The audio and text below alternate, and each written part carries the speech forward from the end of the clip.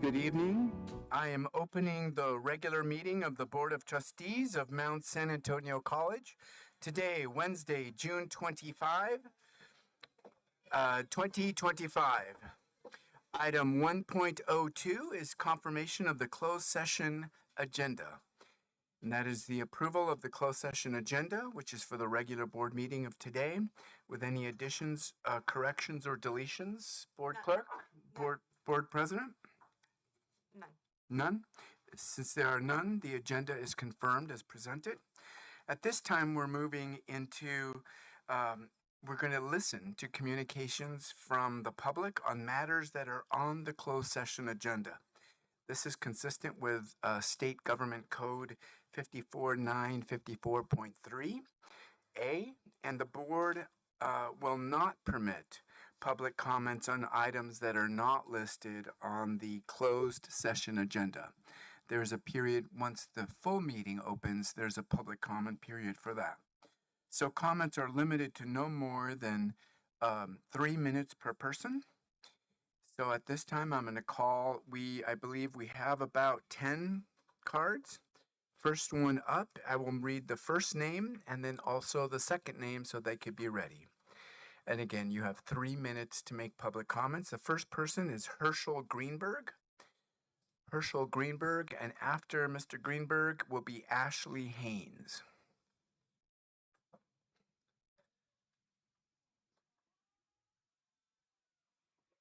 Good evening. You have 3 minutes.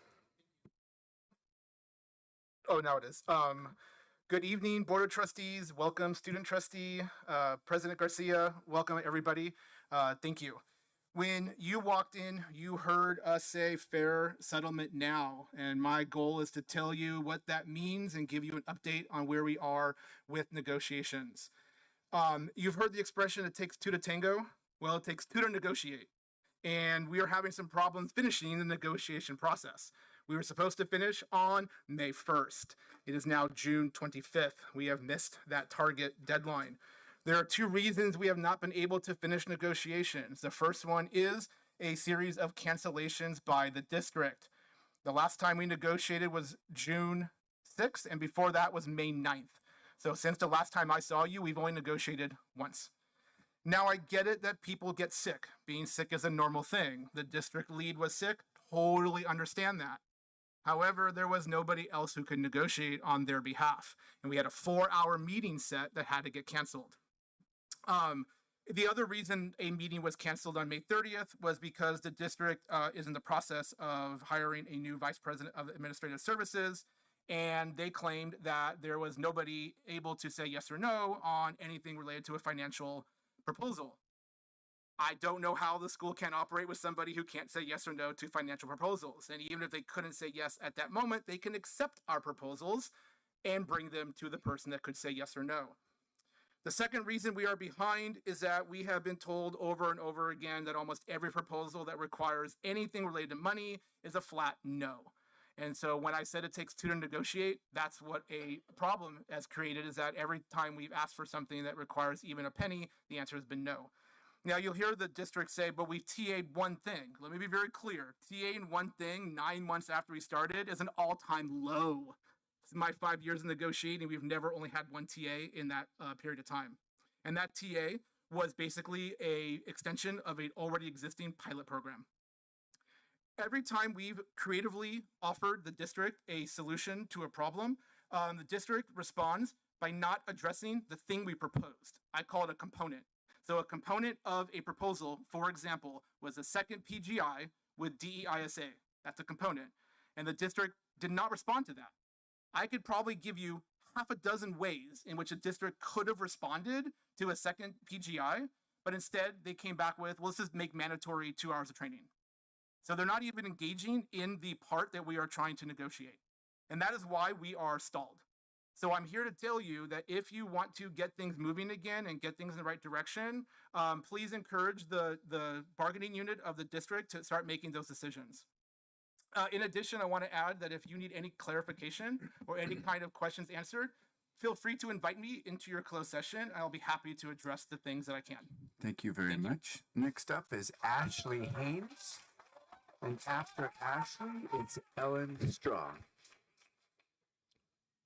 Ashley Haynes, and then Ellen Straw. Hi, Ashley. You have Hello. 3 minutes. All right. I'm Ashley Haynes, and I'm an adjunct here at Mount SAC. I'm here today to speak as an adjunct about our healthcare. Mount SAC has refused to take part in AB 190, which grants the college money from the state to cover up to 100% of adjunct health insurance. As a result, adjuncts who need health insurance through Mount SAC end up having to pay a large portion of it. Last year, the health insurance cost me almost $3,000. And while that might not seem like a lot of money to someone making a good salary, for me, that's 5% of my income. And that's only if I'm teaching a maximum load of 3 classes each semester, plus teaching in the winter and the summer. For full-timers do not have this issue, so you've essentially created 2 tiers of employees who do the same jobs, teaching the same students, but for vastly different compensation, and that is not equity. I understand that there are usually budgetary considerations when it comes to dealing with negotiations, but that's not the case in this situation. The state of California is offering Mount SAC money to cover insurance for adjuncts. I'm bewildered as to why the college wouldn't accept, at no cost to themselves, money to improve their adjuncts' lives. Community colleges like Rio Hondo, Southwest, LA Community College, Los Rios, North Orange are all participating in AB 190, leaving Mount SAC at a disadvantage when it comes to attracting adjuncts. Not just because adjuncts at Mount SAC must pay for part of their own insurance, but because when offered a free way to lessen the burden on the majority of its most important workers, the college declined. It's pretty disheartening to think that the college cares so little about their part-time faculty that they would turn down free money that would substantially improve part-timers' quality of life. One of the core values of the college is integrity, which to the college, according to the college, means we treat each other honestly, ethically, and respectfully in an atmosphere of empathy and trust. Is it ethical, empathetic, or honest to treat part-timers as second-class citizens? Is it ethical to cancel negotiation meetings, say no to almost every ask of the negotiating committee, and turn down an equitable, cost-free solution to the healthcare disparity between full-timers and part-timers? Please encourage the college to accept AB 190 money and prove that they're interested in taking care of the people who are on the front lines of creating the student success they claim to value so much. Thank you. Thank you very much. Next up is Ellen Straw, and after Ellen is Richard Hu. Hi, Ellen. Hi. You have 3 minutes. Hi, I've been part-time faculty at Mount SAC since the year 2000. I'm here to talk about the impact that free health coverage would have on part-time faculty health, finances, and quality of life. Currently, adjuncts have 3 Kaiser plans to choose from. Each one requires out-of-pocket expenses every month. Those faculty who pay out-of-pocket for healthcare coverage experience a financial burden, more so if they can't obtain additional classes or must take on other work to afford the care they need. If they have partial coverage but develop a health issue, the lack of full coverage can result in their being unable to afford treatments. This causes the additional burden of trying to find more work even as they struggle with their health. These circumstances compromise part-time faculty members' ability to function at their best and to give their best to their students. As for finances, let's say a Mount SAC adjunct is paid $98.45 per LHE according to Column 1, Step 1, and has only 1 course, which is the minimum required to qualify for the college's plan. Adjuncts used to pay a little over $200 for their coverage, while the amount the district pays has remained the same. Now, the district pays $750 towards the coverage, but the adjuncts pay more than $400.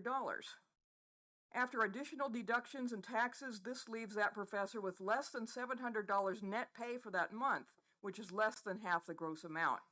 Some part-time faculty must opt out of the plan, as there are no other choices at Mount SAC, and it makes no sense to teach 1 class just to pay for health care.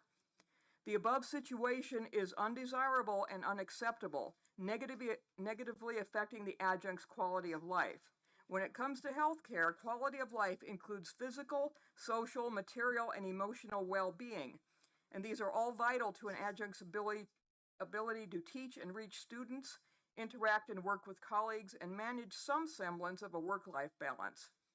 If the state's reimbursement program were enacted at Mount SAC, part-time faculty could keep more of their earnings while enjoying the full health care coverage that they need, want, and deserve. The state's program will give them that while paying back the college. This is a superb example of a win-win. Thank you. Thank you very much. Next up is Richard Hu, and after Richard is Ivan Rios.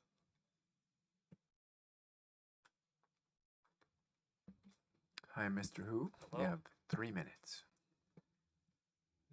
Good evening, Dr. Garcia and the Board of Trustees members. My name is Richard Hu, and I'm a part-time instructor. This is my first semester teaching communication studies at Mount San Antonio College. I feel lucky to say that I've been privileged enough most of my life to have health insurance from my mother's health plan.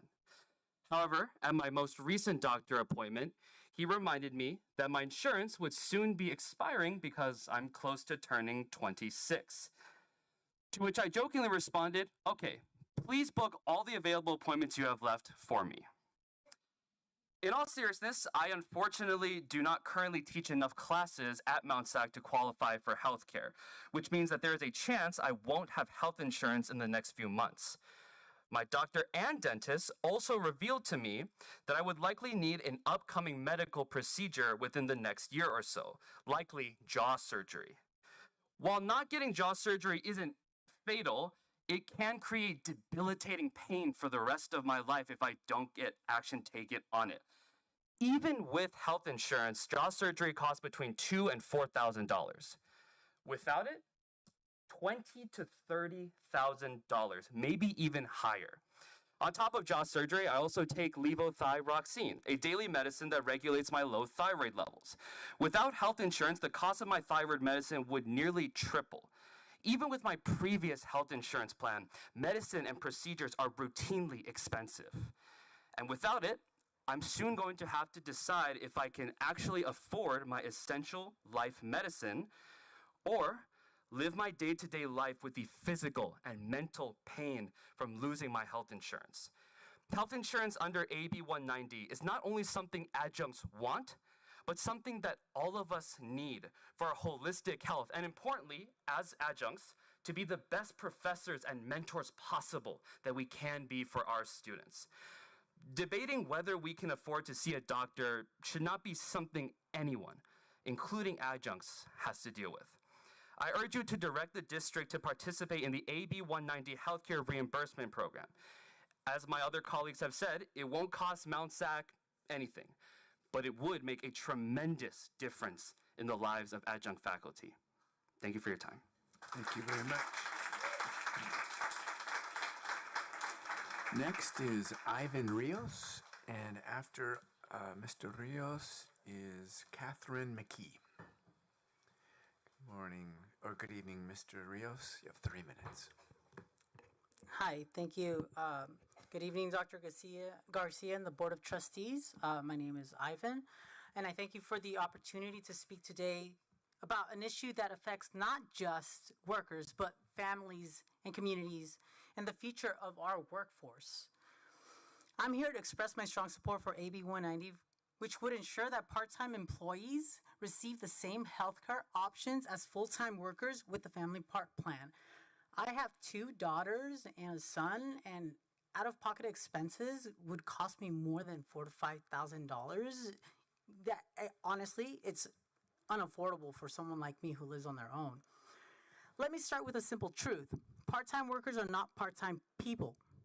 They are educators, caregivers, service workers, and essential contributors to our economy. Yet many of us are denied access to affordable health care simply because we don't meet an arbitrary number of hours. I know this firsthand as an adjunct instructor. I love teaching. I love supporting students. I love helping them grow, but because I don't teach enough full classes to qualify as quote-unquote full-time, the family health care plan that is offered to me is completely unaffordable. I'm not asking for special treatment. I'm asking for fairness. I'm asking for the same options that full-time faculty receive because my family's health matters just as much as yours. AB 190 is about equity. It's about recognizing that the value of workers should not just be measured by a time card, but by their contribution. This bill would require employers to offer the same healthcare options to part-time employees who meet reasonable service requirements. This isn't just the right thing to do, it's the smart thing to do. When workers have access to healthcare, they're healthier, more productive, and more loyal. That reduces turnover, lower costs, and builds stronger institutions. Some may argue that this is too expensive, but the real cost is inaction. The cost is emergency room visits that could have been prevented. The cost is families forced into debt over a single illness. The cost is a workforce stretched thin. Working multiple jobs just to access basic care, we can do better. We must do better. This isn't the only college that I work for. They call me a freeway flyer, but I'm not just the only one. So please, please, find it in your minds and your hearts to support this bill.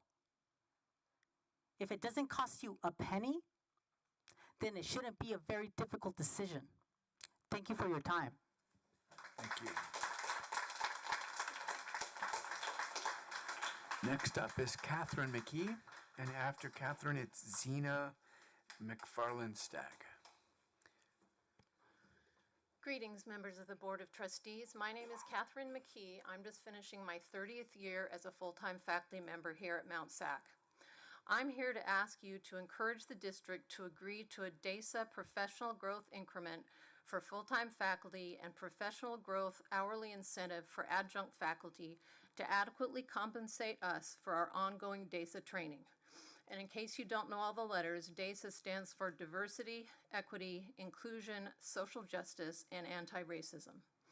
Professional growth increment has been included in the contract for many years. Full-time faculty must complete 96 approved hours to earn PGI, while adjunct faculty must complete 6 hours each year to earn the professional growth hourly incentive compensated at the non-teaching hourly rate.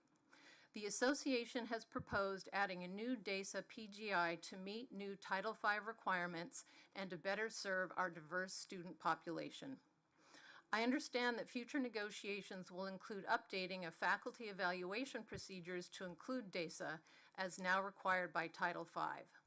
Faculty must be trained and DESA must be clearly defined before we can meaningfully and fairly be evaluated on whether and how well we're meeting a new DESA standard.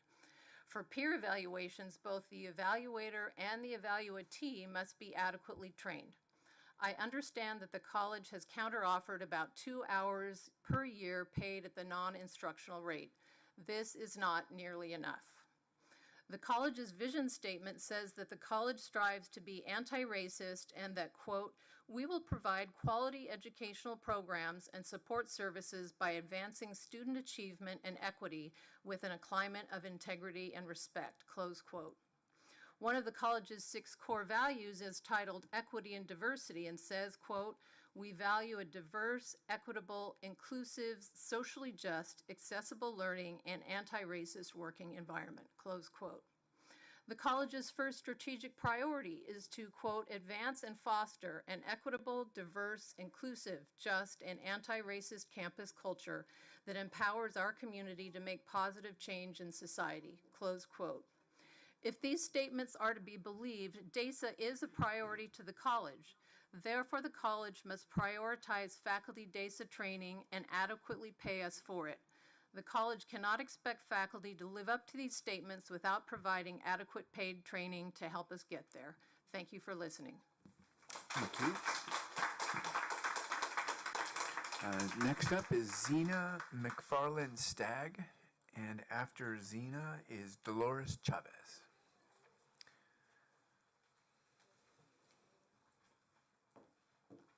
Hi. Good evening.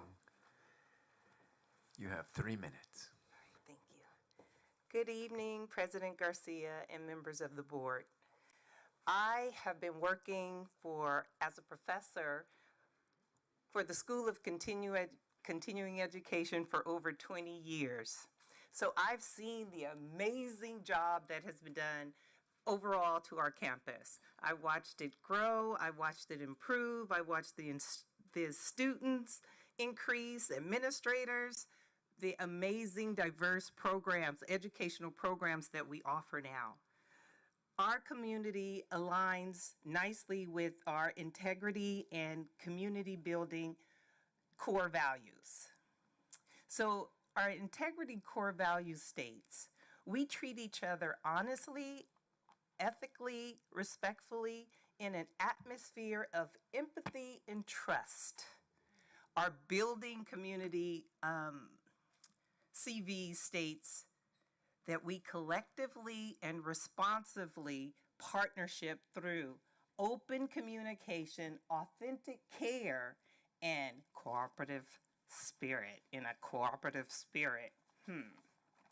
I just want to point out that part of Mount SAC's success is contribute to our hardworking, dedicated faculty members, the ones who assist with developing, implementing excellent educational programs. Faculty members also assist with growing student enrollment and using their creativity to ensure student success. So I have a question. Why is it that our faculty members have not been treated honestly, ethically, or respectfully in an atmosphere of empathy and trust for over 10 years? Yep. Mount SAC's budget system has not made provisions for its faculty members to receive a raise in 10 years, which suggests that Mount SAC's system is broken. Our faculty members need to feel valued because they are a beacon of light that provides hope for Mount SAC's future. Yep. So you guys are aware of the 50% loss, so you can figure that part out. Lastly, I want to say, President Garcia and board members, we are a team, and we need to all be aware that we are valued and appreciated. We need you. You have the power to make a simple change to the budget system, which can contribute value to our faculty members and their families. Thank you. Thank you very much. Next up is Dolores Chavez, and after Ms. Chavez is Brandon Gillette. Good evening. Good You have evening. 3 minutes. Can I have everyone's attention during the 3 minutes? That's important. Because while my faculty members were speaking, I noticed there were members on the phone playing games and texting, and it's disheartening. Yes. It's shameful.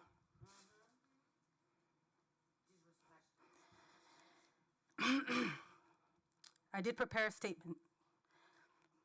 Good afternoon, Board of Trustees and President Garcia. I've been at Mount SAC for give or take 18 years, full-time in the math department, and I love what I do. The mid-semester transition to Banner 9 added significant workload, including training sessions just days before grades were due.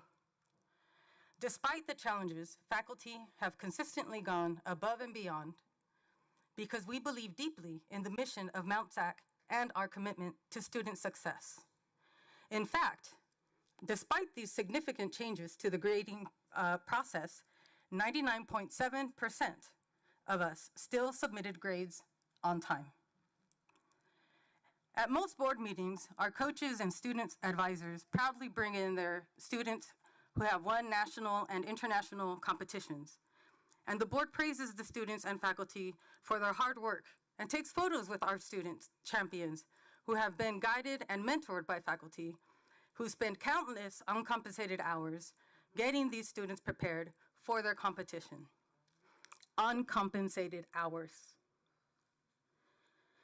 While verbal acknowledgement is nice, I would also appreciate seeing this level of support for faculty during negotiations. I and many other faculty members have attended countless Board of Trustees meetings over the past several years. Years.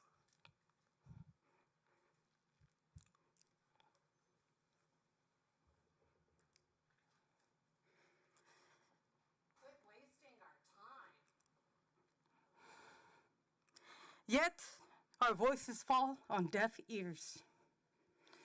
That is especially disheartening because the time spent attending these meetings is time pulled away from our students, something none of us take lightly. When the negotiating team turns down our financial proposals, the district sends a very loud message that it doesn't, in fact, value our work. When the managers on the negotiating team refuse to continue negotiating on Fridays, as they've done all year long, but then tell our faculty that they should use Fridays for their planning sessions, they are not valuing our time or work. The district is clearly not committed to negotiations if they are unwilling to negotiate on Fridays and cancel 2 of the last 3 meetings. If our work truly matters, then please compensate us for it. Thank you very much. Your time is up.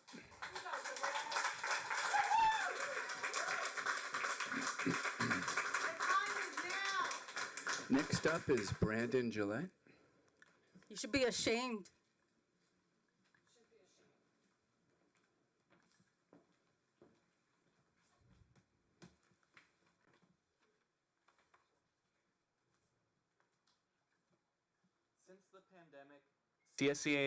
Since the pandemic, CSEA has partnered with the district to support enrollment recovery efforts that have fueled Mount SAC's substantial enrollment growth and the funding increases that come with it.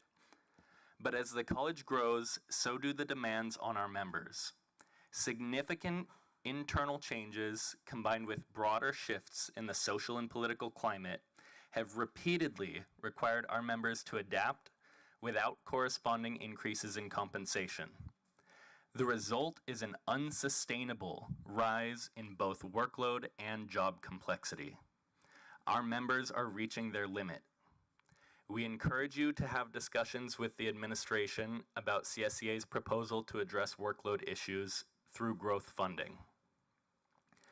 Our unit members have been successfully working remotely since March 19th, 2020, without disrupting college operations. Now, despite that proven success, the district is seeking to reduce the maximum number of remote work days without providing any justification or citing any operational issues.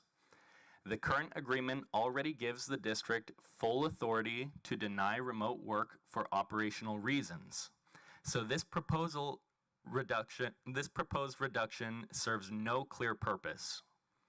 At a time when we should be focused on increases, not rollbacks, this unjustified proposal is the only thing preventing progress on implementing meaningful changes to our remote work agreement. We encourage you to have discussions with the administration about what the district's justification is for reducing remote work maximums. Thank you. All right, thank you. That was our last public comment. So at this time, the board is going to adjourn to closed session to discuss the following closed session item.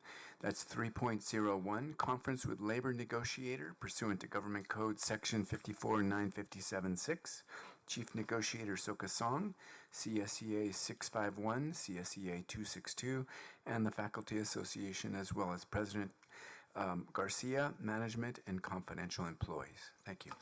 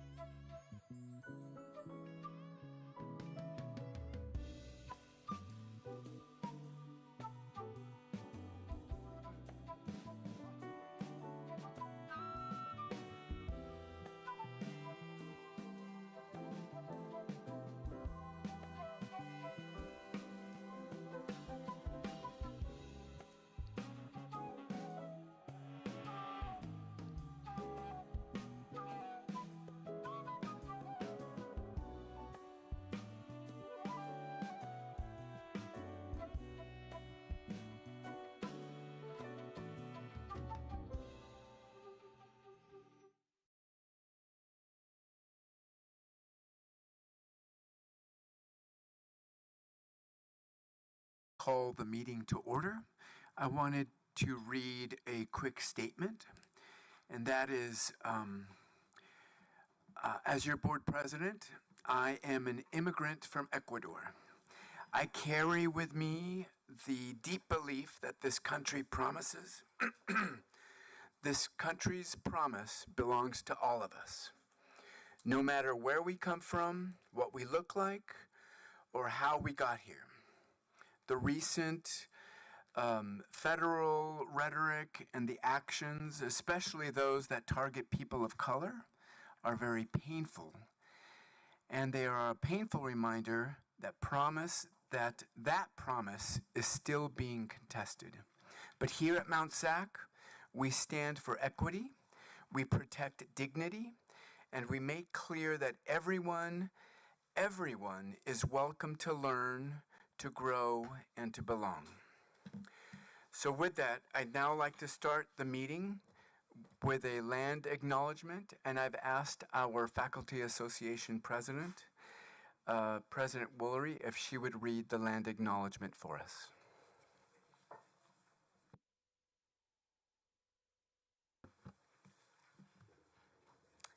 I would like to start the meeting by giving consideration and acknowledgement to the Gabrielino Tongva peoples as the traditional land caretakers of Tavangar. I want to ask that we all pay our respects to the Honukvatam ancestors, Ahihirom elders, and Iyo Hinkam, our relatives, relations past, present, and emerging. Thank you very much. At this time, we're going to move on the agenda to item 4.01, the flag salute. Student trustee, would you lead us in the flag salute?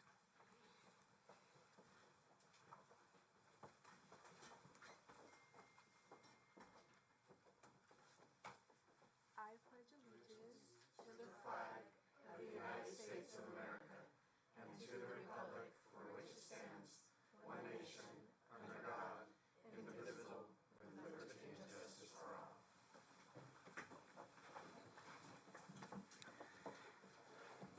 Thank you very much, student trustee. And now, item 4.02, reporting on the action taken in closed session. Item 3.01, regarding the conference with labor negotiators pursuant to the government code. Chief Negotiator Soka Song, CSEA 651, CSEA 262, and Faculty Association, as well as President Garcia, management, and the confidential employees. There was no action taken. Moving on to the agenda. Okay. It was also deemed that following tonight's board meeting, the board will then resume moving into closed session for a second meeting. Thank you for that, President Garcia. At this time, we're at item 4.03, confirmation of our agenda. Dr. Garcia, is the agenda for today's regular meeting? Are there any additions, corrections, or deletions? None. Hearing none, the agenda is confirmed as presented. At this time, item 4.04, it is my honor to administer the oath of office to the 2025-2026 student trustee, our very own Michelle Obasi. Ms. Trustee Obasi, will you join me in the front?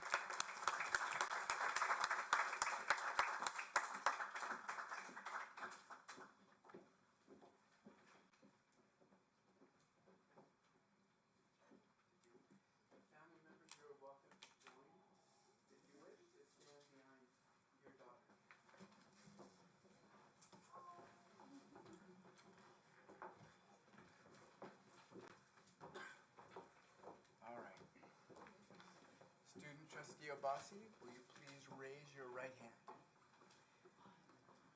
and repeat after me?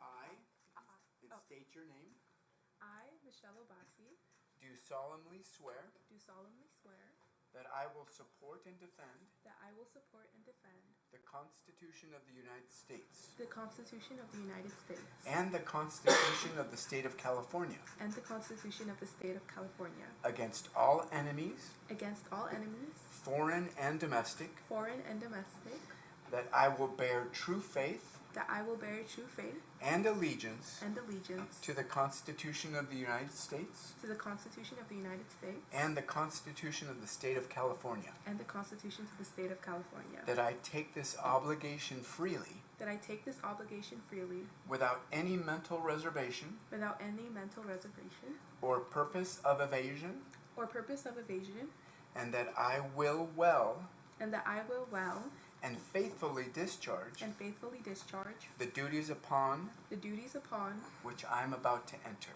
which I'm about to enter. Congratulations. Thank you so much.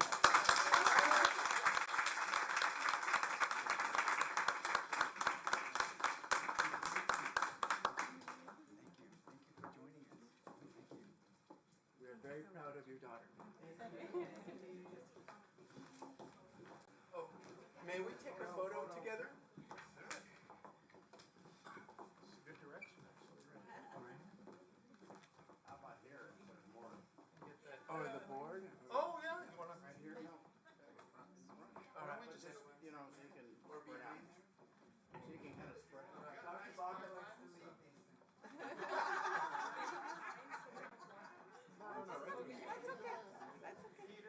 Just so you kind of. you in front, the family behind, and kind of flank them on either side. Yeah, some of you could go on that side. You go on the other side here. Balance it out. You don't have to be in a single line. There you go. There you go.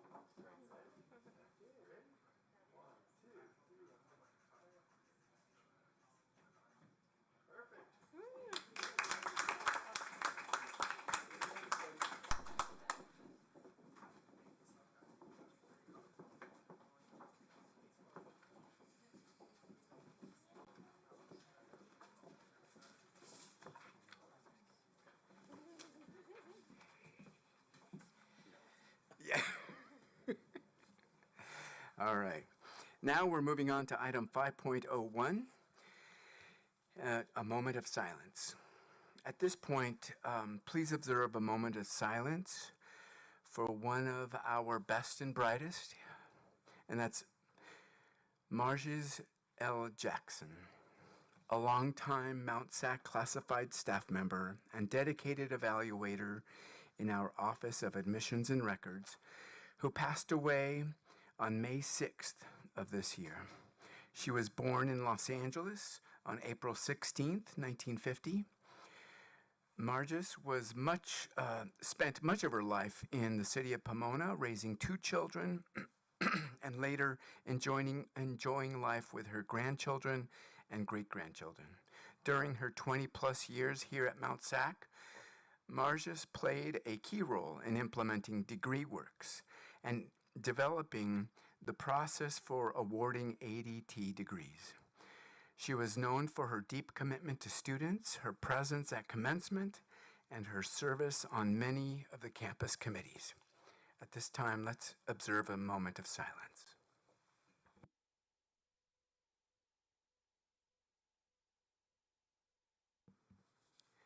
Thank you very much.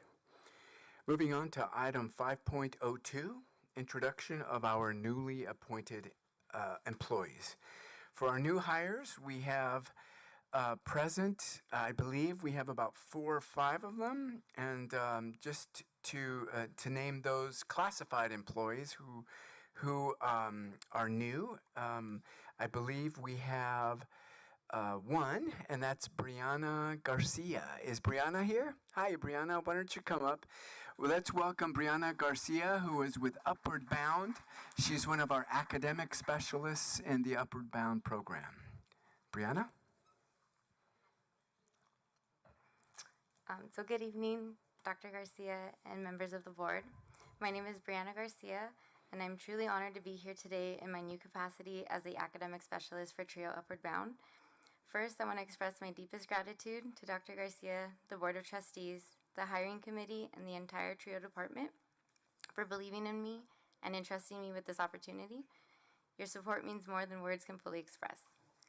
As someone who's been shaped by the power of educational opportunity and mentorship, I consider it a privilege to continue serving these incredible high school students in our Upward Bound program from La Puente High School and Ganesha High School. These students are resilient, passionate, and full of potential, and I'm committed to helping them navigate their academic journeys, develop their leadership, and pursue their dreams. Every step of the way, this campus has helped me and shape who I am, and now I have the chance to pay it forward to them. I am a proud Mount SAC alumni. I have been here since I was 12, starting with College for Kids, and yeah, was able to come back and start with Summer Bridge after I graduated high school from Pomona Unified at Diamond Ranch High School. There, I right away was able to join TRIO myself, TRIO ACES here, where Diana Felix was my very first professor and counselor. So I owe a lot of where I am today to TRIO. I'm passionate about supporting our TRIO Upward Bound students, not just academically, but in building confidence, leadership, and self-advocacy. I also recognize that the work we do has ripple effects beyond the classroom, reaching families, neighborhoods, and future generations. And in order to do that with our future generations, as some may know, TRIO is still under attack, and we need all the support we can get now more than ever. And so hopefully we can all together do that and ensure that other students and future generations of TRIO students can be somewhere where I am today. Thank you again for this incredible opportunity. I'm proud to be a part of this community and look forward to continuing this journey together. Thank you. Wow. Welcome aboard. Thank you so much, Brianna. We are thrilled to have you. Also, not present, but new classified employees, Angelia Kusuma, who is a fiscal technician in fiscal services. In confidential employees, I think we have Sulema Rosales. Is Sulema? Hi. Welcome. Sulema is an executive assistant in our EEO Compliance and Recruitment Office. Welcome. Hi, good evening, Dr. Garcia and Board of Trustees. I want to thank you for the opportunity to serve as the executive assistant to our Associate VP in HR. I bring over 20 years of experience in executive program and operational support in the public sector. I am honored to be a part of the Mount SAC family. Super excited. I've been here 6 weeks. Everybody has been extremely welcoming and helpful in the transition, so thank you, everyone. And again, I'm beyond grateful for the opportunity and just look forward to developing and building meaningful, long-lasting connections. It's awesome. Welcome. Thank you. We are thrilled you're here. Thank you, Sulema. And in our management team, we have James Feigert. James there he is. He's our new Director of Admissions and Records. Welcome. Thank you so much, Dr. Garcia and the members of the board.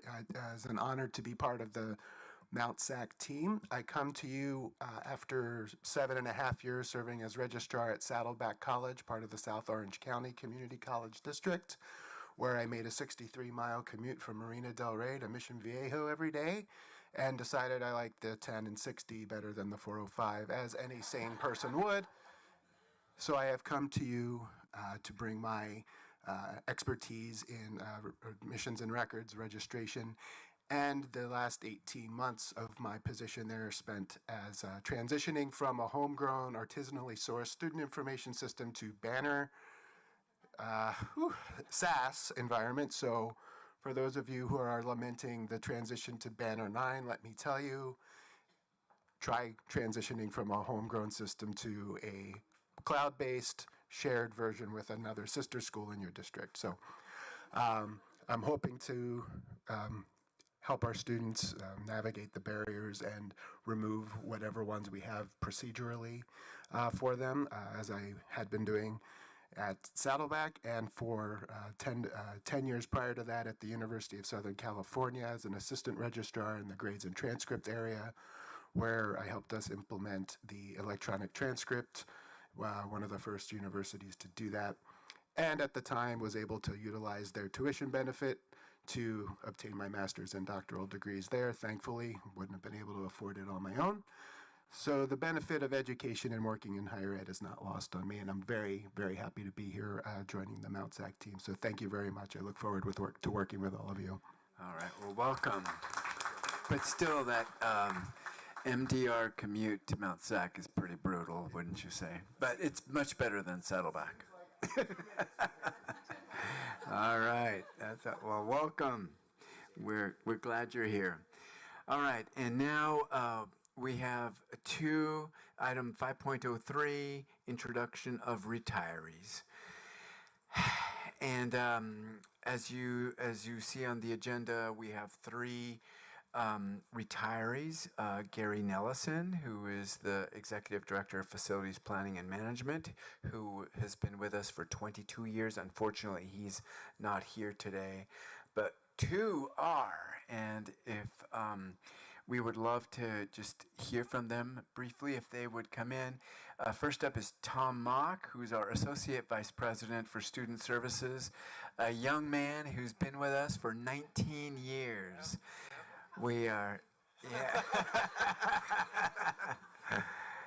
I'll make it. Well, Carol, do you want to cue up my 45-minute presentation? No, I know how to keep it short at board meetings, but yeah, it's bittersweet.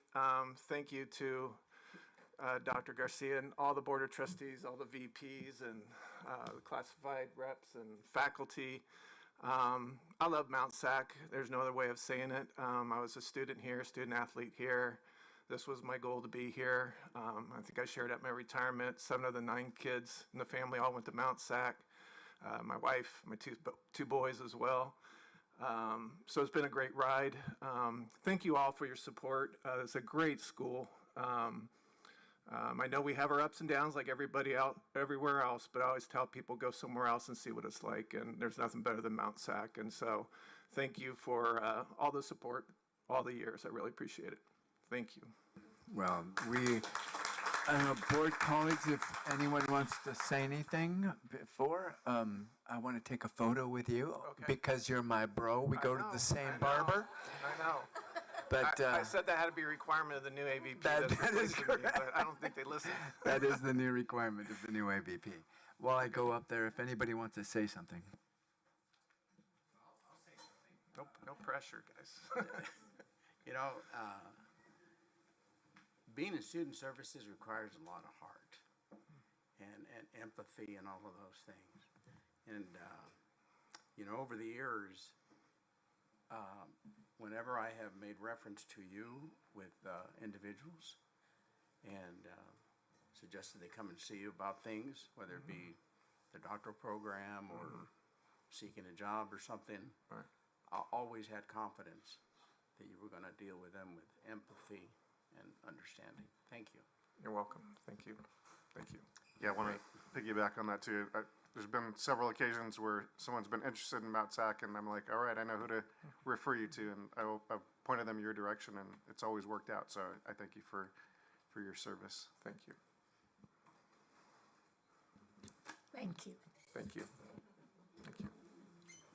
You've always been such a pleasure, and thank you for putting up with my grouchy attitude. I'm going to miss those. Thank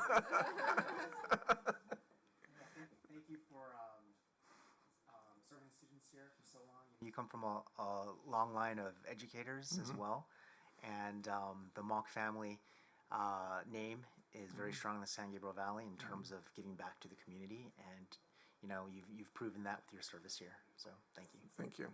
Thank you. You're welcome. Thank you. Let's get moving on, guys.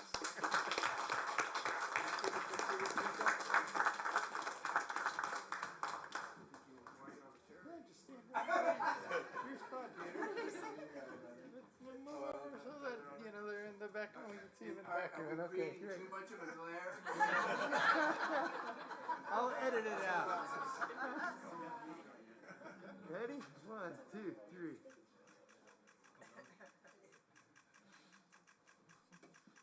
Perfect. That's a lot.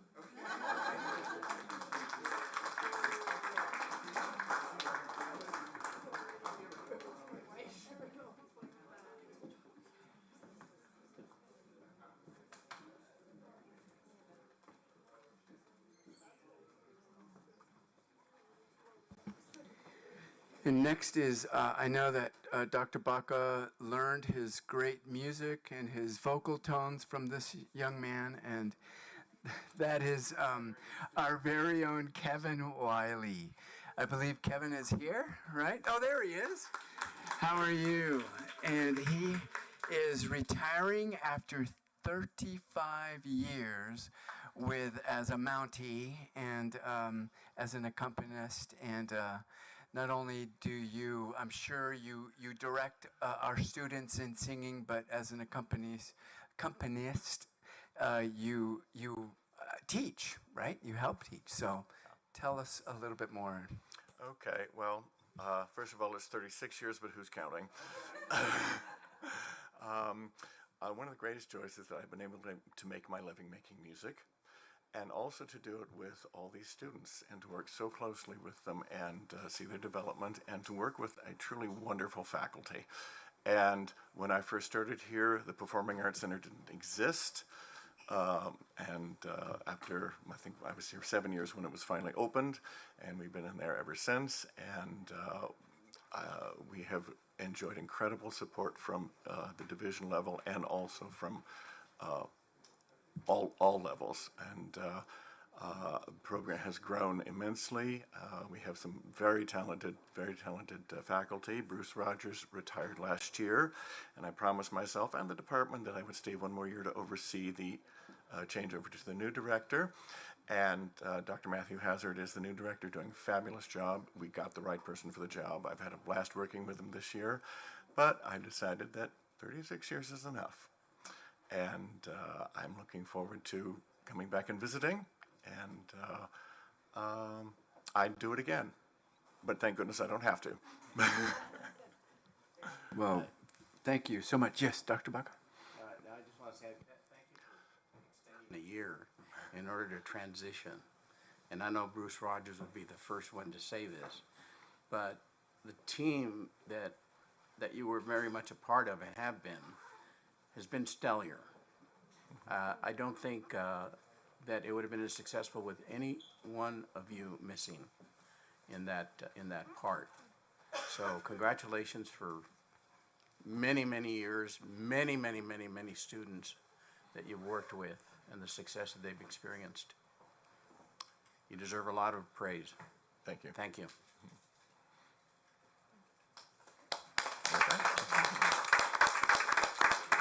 Picture with you? Right over here. Where is our guy? He's coming. Oh, there he is.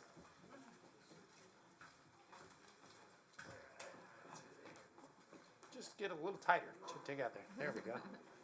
Okay, ready? 1, 2, 3.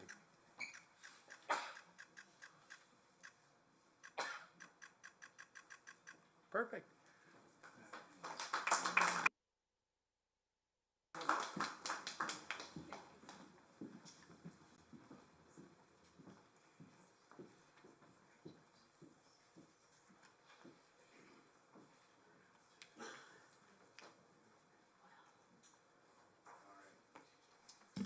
As we continue on now to 5.04, we're going to do a recognition.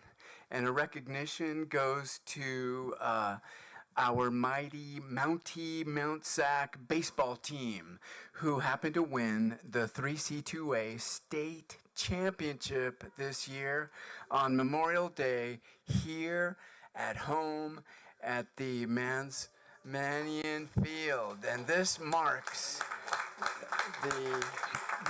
the college's, their state championship marks Mount SAC's 98th overall state title and the program's first since 1965. That was well before many of us were born. That's not true. But this is, and that was one heck of a game, guys, because that was a thrilling 13-inning rematch against that West Valley team, and the team our guys pulled off an 8-5 victory, which capped a remarkable, phenomenal 45-6 season under the head coach of our own John Knott. And this historic win celebrates the excellence, the determination of our Mount SAC student athletes. Let me turn it over to you, gentlemen. Congratulations. Give it up for them. I wanted to thank Dr. Garcia for having us and the board members for allowing us to be here. Just such a special group of guys committed from the beginning. But at one point, we started our season at 3-3 to win 21 games in a row. And then we had a little bit of a hiccup, and to finish the season strong the way we did, only have one loss in our last almost 20 games. And the way we won it at home at Mount SAC, in extra innings of 2 of the 3 wins, and just several guys stepped up. We had the state pitcher of the year, Isaiah Muniz. We had the state hitter of the year in Landon White. The support from our athletic director, Joe Jenham, Tammy Knott Silva, and also the coaches just pushing these guys, supporting these guys. I mean, we have such a well-rounded group. Guys taking care of business academically, preparing themselves to move on. We have several guys that have committed already to the next year or the next level. And just showing that coming to a community college is not only the right decision for them, but a great stepping stone for something great for that next endeavor for them. So it's been quite an honor. Thank you very much. Congratulations, guys. We would love, did you want to say something briefly? And is there a student who wants to share briefly their experience, or, you know, what you guys think? Or, you know, I'm assuming we're next going to be seeing you on the Dodgers or the Angels. We have George Bradshaw's Robert? son here, Brian Bradshaw. Come on All up, right, Brian. Come on down. Brian was our starting center fielder and leadoff hitter. He will be attending UC San Diego next year. Nice. And we actually had him take a photo next to George's picture, Dr. Bradshaw out there, that I sent to him earlier. And for me, this is, you know, it's sad to say goodbye. We'll continue to watch him, but Brian's older brother, Brandon, played also here at Mount SAC, but I had coached him when he was a freshman in high school all the way through, then getting the job here. So there's been Bradshaws in our lives for a long time. So this is the last one, and so it was kind of sad, but we ended on such a great note. But go for it, Brian. Say something. Hello. I mean, Mount SAC was a great place for me. Found my footing here academically, athletically. My best years ever of my life have been at Mount SAC, so just thank you to all you guys. Awesome. Congratulations. I know that we have a couple of board members who want to say something. Yeah, I was fortunate to be there. I had to leave in the 11th inning, but I saw the 9th inning, so I don't know, where's Landon at? Is Landon here? He's right here. I think it was a full count or 2 strikes, 9th inning. Yeah, 3 and Is 2. it 3 and 2 full count, right? Okay, you had to tie that up, and that ball was, I wasn't sure if it was going to quite clear. Yeah. But I don't think anyone really knew, but I mean, just very clutch hit at the right time, and after a couple of bad calls by the umpires, very timely, pushed us into extra innings. So just great job and a lot of perseverance. So congratulations. Cool. Landon, you want to come down and say something to the crowd here? Let's go, man. Let's go. I'd just like to thank all the coaches at Mount SAC. I had a tough little break in the fall at Arizona State. It came back here. And I'd like to thank my teammates. They brought me in immediately and helped me feel comfortable. And I'd like to thank everyone. Thank you. You guys are champions. We would love to take a photo with you guys if it's. Oh, do you have something to say? I'm sorry, Dr. Baca. I was there for the 3 games, and they were as good as any baseball games I've ever seen. I mean, it was really some really great competition. You guys played the game exceptionally well. I know you coached very well. It was a lot of fun, and I didn't leave in the 11th. I was down there in the field. Fortunately, I didn't get soaked. Coach did. But, you know, congratulations to you. Boy, and that final finish up by Isaiah, yeah. I could feel the heat Yeah. in the stands. Yeah. 94 miles an hour? Yeah. Accurately. Yeah. That's major league stuff. Yeah. Yeah. Awesome. Thank you. Thank you. And we brought, I didn't know how many, I should have done better homework, but I didn't know exactly how many board members, but we did bring some signed baseballs from our guys for you guys. And we want to make sure Dr. Garcia gets one, and then we'll spread out too. If you attended a state final game, you get one. If not, you gotta wait, and we'll do a raffle afterwards. All right. Awesome. Can we Thank do you a so photo? much. We'd love to take a photo with you if you guys want to stand behind us, and we'll scoot in here. That'd be awesome. Set the trophy right between. Thank you so much. Congratulations. Thank you, Coach. Amazing. Thank you.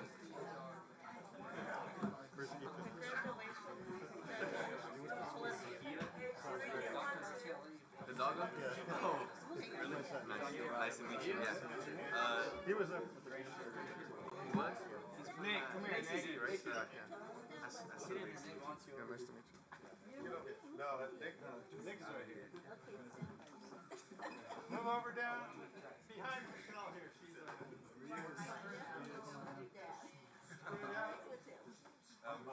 Just put a little left. over. Get some balance. Well, what are you gonna do, huh?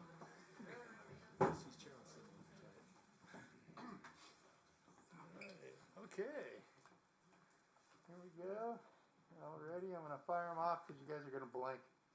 Can't stop it. So, but try not to. All right. Ready? 1, 2, 3. Smile.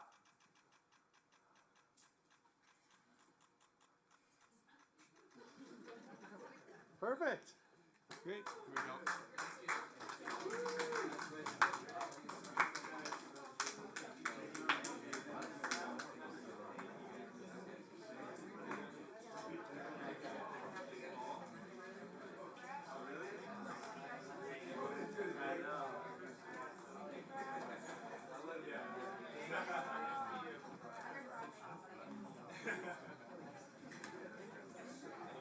Let's give it up one more time to our state champions. Woo! All right. All right. Now we are at item 6.01. Board colleagues, approval of the minutes of the regular meeting of May 14. Is there a motion? It's been moved. Is there a second? It's been moved and seconded to approve the regular meeting minutes of May 14. Student trustee? I approve. All those in favor, say aye. Any opposed? Any abstentions? Item carries. Thank you. Now we're going under item 7.01. Wait, what? Is this right? Oh, we're at. Oh my gosh, this day has gone crazy for me. We are doing public comment again. I forgot. And now we're at public comment. So at this time, we're going to hear. We're going to listen to communications from the public on items that are on the agenda, as well as matters that are not on the agenda and that are subject matters that are within jurisdiction of us here at Mount SAC and this Board of Trustees. So just so you all know, those who are speaking under provisions of the California Brown Act, the board, we are prohibited from discussing or taking any action on any oral requests that are not part of the agenda, and the comments are limited to no more than 3 minutes. So let me bring up the first one, and that is Beta Meyer. After Beta is yes, Rickhausen. How are you, Dr. Meyer? I am good. How are you, President Hidalgo? You have 3 minutes. Thank you. Dear board members, campus administration, colleagues, and community members, my name is Dr. Beta Meyer. I've been a faculty member in biology for 25 years here at Mount SAC. I love the spirit in which faculty, colleagues, administration, and the board embrace and support students here on this campus. We have fantastic support programs, many new buildings, and amazing faculty to prepare students. We have an involved board with a clear commitment to students. Board members attend student events, graduation performances, celebrations, and the scholarship awards, and several board members have funded scholarships for students, including Dr. Manuel Baca, President Peter Hidalgo, and Vice President Dr. Robert Hidalgo. Thank you. This shows great commitment to students and their success here at Mount SAC. The board has also granted salary increases within 1 year to the president, Dr. Martha Garcia. And the board and administration and colleagues have developed a visionary 2035 plan for campus, outlining facilities changes, student support, and wraparound services. I know that the board and administration are very proud of both the EdSource #1 ranked community college and the top athletic ranking that we have received this year. We faculty are also really proud of students. We spend hours counseling them, training them, supporting them in the library, training the baseball team, creating lecture lab, online or activity content, writing letters of recommendation, and generating the programs that students participate in, whether it be training in class, training on athletic prowess, or training online. We have pivoted as the state has rolled out more and more legislation that regulates curriculum and programs. We have ensured that our curriculum stays up to date and stays aligned with ever-changing state standards. We have created programs, degrees, and certificates. We are clearly doing this well, as the SCIF, the Student-Centered Funding Formula, reflects this year, providing strong revenues to campus. But faculty seem to be getting overlooked or taken for granted. Nowhere in the 2035 plan for Mount SAC's future is curriculum mentioned, even though we're a college and our primary directive is to educate students. Curriculum is the role of faculty, but it's not in the 2035 plan. Faculty haven't received a raise in 10 years, despite supporting students and clearly providing excellent training, as evidenced by the #1 ranking in the Student-Centered Funding Formula. Faculty, in fact, are still asking for a contract to be settled for work that they have already done all year, a year that is ending Monday, June 30th. We're negotiating for salary and benefits and are told that there is no money for us. This is the same year in which $16 million was placed into reserves. Remember, we're negotiating a contract after the fact for work done. We're moving forward without that contract settled and no new contract as of Tuesday. So it's understandable that you keep hearing from unhappy faculty each board meeting saying fair settlement now. I'm a member of the FA negotiations team, and we have been ready to negotiate every Friday since November. Please pressure the district negotiation team to conclude the negotiations. We all want to move forward supporting students and their success. Thank you. Thank you very much. Next up is it Drapes? Forgive me. Oh, got it. I see. You are next. Yeah. The way it's written is, I couldn't figure it out. Thank you so much. You have 3 minutes. Thank you. Thank you for having us, President Garcia and board members. My name is Heather Rookhausen. I'm here with Jessica Draper. I'm the manager of the planetarium and observatory on campus, and Jessica is an astronomy technician. And so we work quite a bit together at the planetarium and the observatory. And we come to you today to let you know of a dire situation. The planetarium on campus that was built back in 1968. The projectors are unfortunately failing. They're in active failure right now. The projectors we're currently using that we're discussing were installed in 2009. And those projectors generally last between 10 to 15 years. And it's been 15 years. They don't make this projector anymore. It is not made so that it can be repaired. I've had our top projectionist on campus look over it, review over the documentations. There's no way we can replace the failing parts of that projector. Unfortunately, we do need a new one. In order for the planetarium to continue functioning, with offering 40 labs a year, with having over 150 field trip groups from the community come out and visit us every year, from servicing over 20 departments on campus just in the past year. We would like to continue our vital work with inspiring children in the community, our students on campus, and servicing the faculty and employees on campus with our services. I invite you all to come out to our very popular meditation under the stars in the planetarium. Come see our shows that we feature every month. We would like to keep this treasure functioning on campus, and would ask you to help with your financial support to buy new projectors and computers for the planetarium. I've known since the day I started working here in 2011 that this would be something that would need to be done.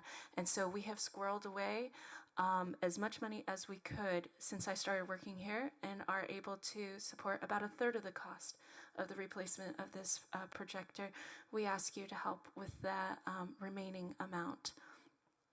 And I'll let Jessica add anything. Just today, we had about 150 people at the planetarium with various events. We have field trip groups that come. We have birthday parties that come. That's our part of our community outreach. But we also have Mount SAC classes here. We are so fortunate to have this facility when most schools, even a lot of four-year schools, do not have a planetarium. But we do here at Mount SAC, and it benefits not only our community but our students as well. And we would hate to see it to fail and not have it. Thank you very much for your comments. All right, and next up is Brittany Tang. Brittany? Good evening.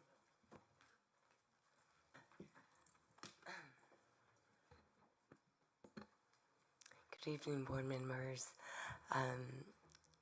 fellow trustees. Congratulations, Michelle. My name is Brittany Tang.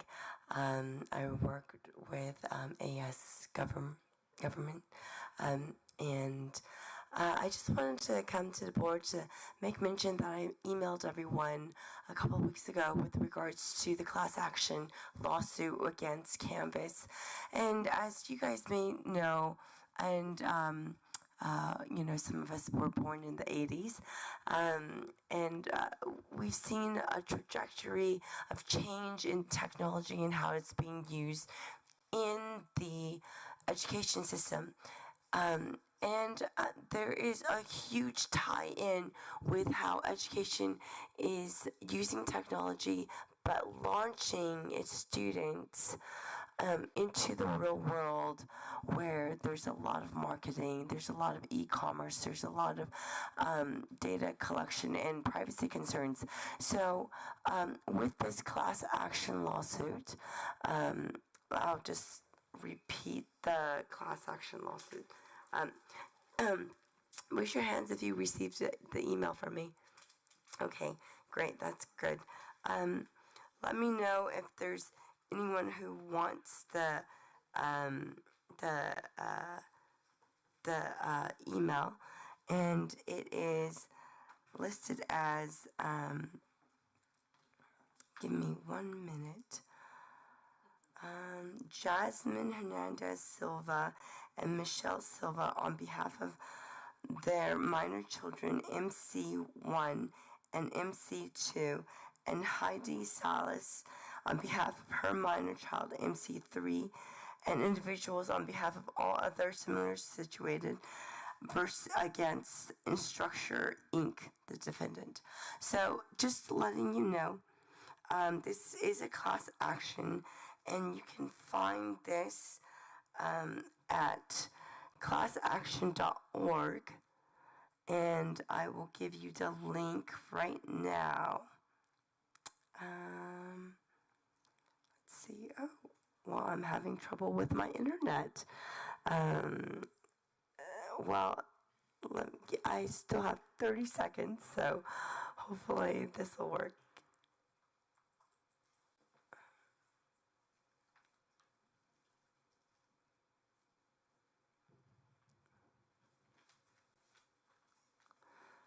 Okay.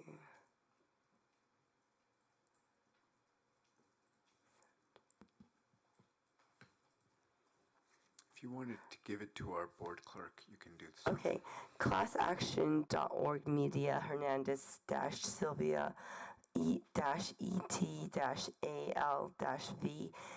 instructure inc.pdf. Thank you so much. Thank you so much, Ms. Tang. All right, that concludes our public comments. At this time, we're moving now into item 8.01, and that's our reports. And our Associated Students report will be done by Danny Silva. And after Danny will be Faculty Association. I bet you thought you were rid of me last month. Good evening, Madam President. Surprise! So, good evening, President Hidalgo, members of the Board of Trustees, Dr. Garcia, and our Mount SAC community.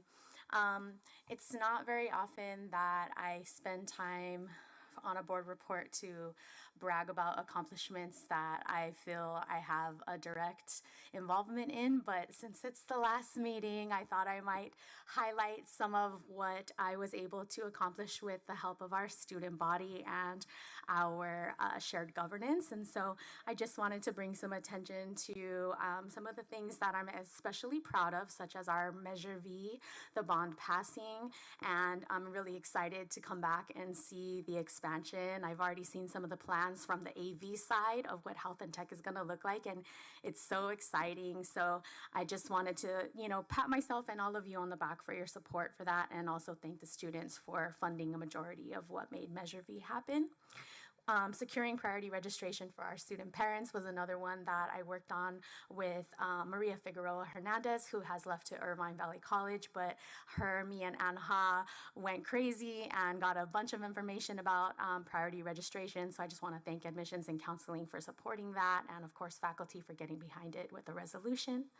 Launching the Family Gatherings program, which is something that is an ongoing thing now. Every single month, EOPS funds it, and it was something that I felt was very important because I wanted to impact my family by them seeing me on a college campus, and I thought that having family gatherings on campus where children can be present is very important. And so it's going on 2 academic years that it's been happening, and I just want to thank EOPS for continuing that idea and hosting that event.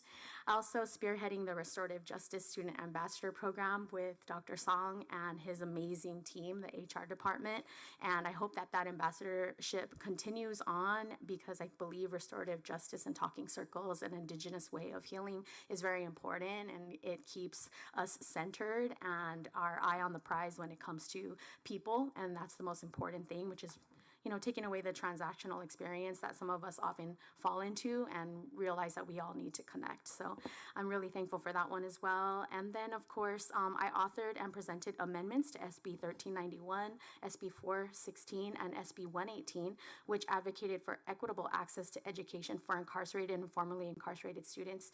I did that on the Capitol in Sacramento as well as Washington, D.C. As you all know, I'm a very proud felonious friend of yours. I am a felon, and I'm just really thankful for the opportunity to represent such a marginalized group, and I thank you guys for assisting us with stopping the the school to prison pipeline and switching that to make it more accessible for people who get caught in that kind of a trap to have an opportunity to experience something different in their life. It's changed my life, and I want to continue to do that. And so thank you as well to Mount SAC for hosting the Prison to University Conference coming up in August. I hope you all will be in attendance. I am the fellow for that, and I'm really excited. I'm bringing some cool guests with me, and Mike Tyson is going to be offering some tickets to a We Too Matter conference that his mother, Dr. Ali, hosts, and it'll be like 2 weeks after our Prison to University conference. So I hope to see some of you in attendance, and I will be there. And then also, I'm very proud about mentoring the Rising Scholars students. I did that for 2 years as a peer mentor, and I do feel like that helped me to realize that higher education is a place where I want to spend the rest of my career. And so I'm really thankful for that opportunity and Dr. Joe Lewis for seeing something in me that I didn't realize, which is that I love to advocate for people, and I'm not afraid to be a butthead and stick my big mouth where people might not want it to be, but I'm comfortable doing that and being uncomfortable. And I think that that's a special talent. Not all of us walk around wanting to be uncomfortable. And lastly, I co-conspired with our amazing faculty on the teach-in, and I was there offering a safe space for students to unpack what they were learning about when it comes to fascism and our lack of integrity in our democracy and our current administration. And there I was able to meet an amazing student, Kevin Yang, and he's a very good friend of mine now. I'm really thankful for all the students who came to the teach-in, and I hope we host more teach-ins. I think that that was something that is going to go down in history books, and I think that that's something that we need to continue to do. So I wouldn't have been able to accomplish all of this and more without the effort and the guidance and the partnership of our board. our dedicated administrators, and the incredible students who entrusted me with their stories, their hopes, and their expectations. So thank you, Dr. Garcia, and also thank you, Dr. Castro, for modeling compassionate leadership and for holding open the doors of possibility for students like me. You're not rid of me yet. I hope to continue to be walking this campus and making an impact, and I hope to bring back some really great things from my experiences abroad and in the rest of the world, but please expect to see me around because I am not going too far. So thank you so much. It's been a lovely, lovely journey, and I hope to continue to be a part of the Mount SAC family. Please don't hesitate to call on me whenever you need somebody with a big mouth or a big cape or a big brave ego. I'm the one. I'm not afraid to, walk in the door waving the 4-4. No, just kidding. No more guns. But I'm ready. So put me in, coach. All right. I appreciate y'all. Love you all. Good night. Thank you, President. At this time, item 8.02, Faculty Association, and President Emily Woolery.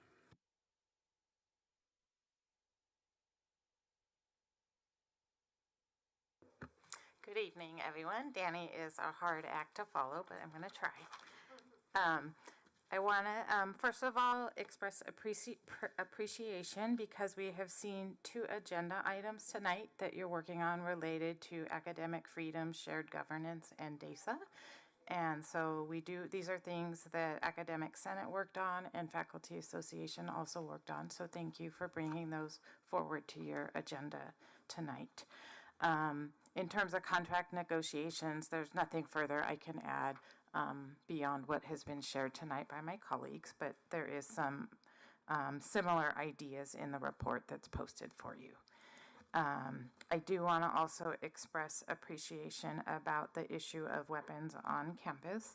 Dr. Garcia informed us that decisions about weapons will not be made until the fall semester when everyone is back and able to continue that conversation. So thank you for hearing our request and honoring that. And then you will see on our, our letterhead that we do have a slight change in our executive board. Our elections resulted in 2 new directors.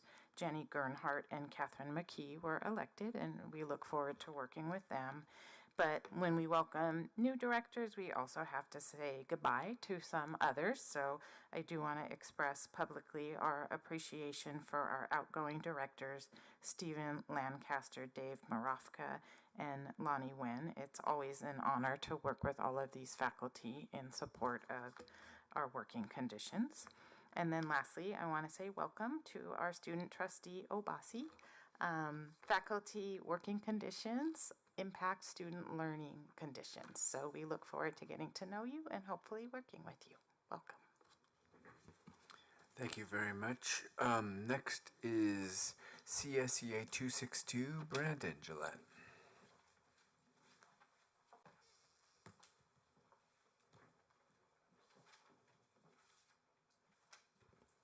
Members of the board, we have a serious problem on this campus. Employee morale is at an all-time low.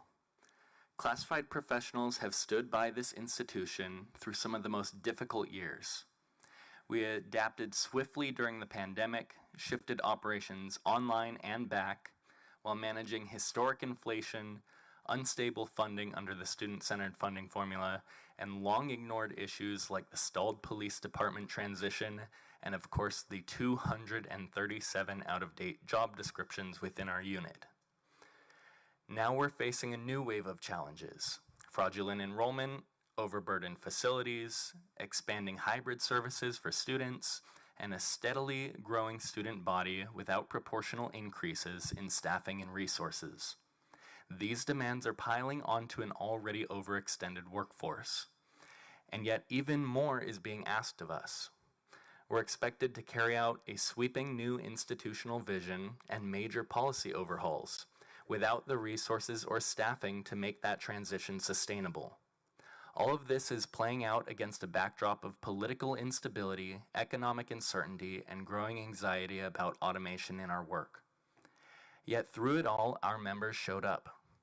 We deferred half of our COLA for 4 years to help stabilize the district.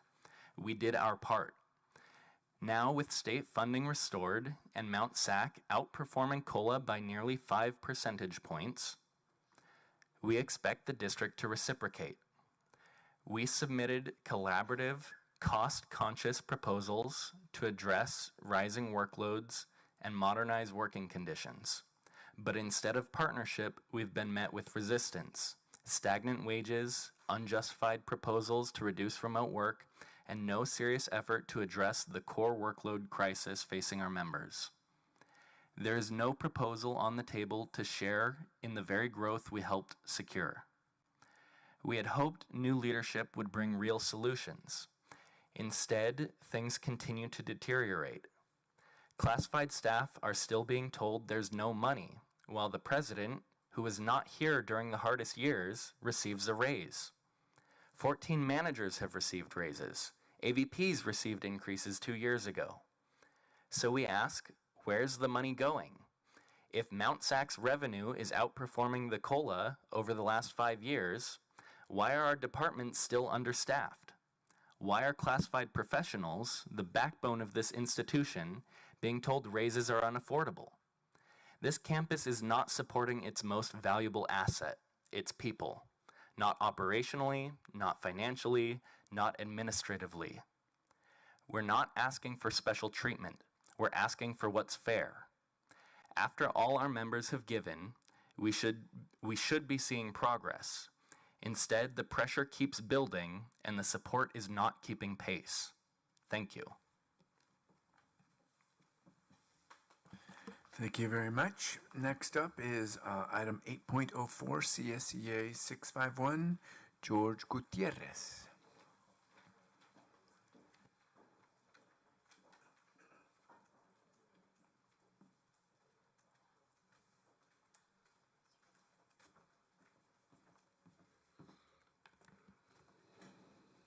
Good evening, President Gutierrez.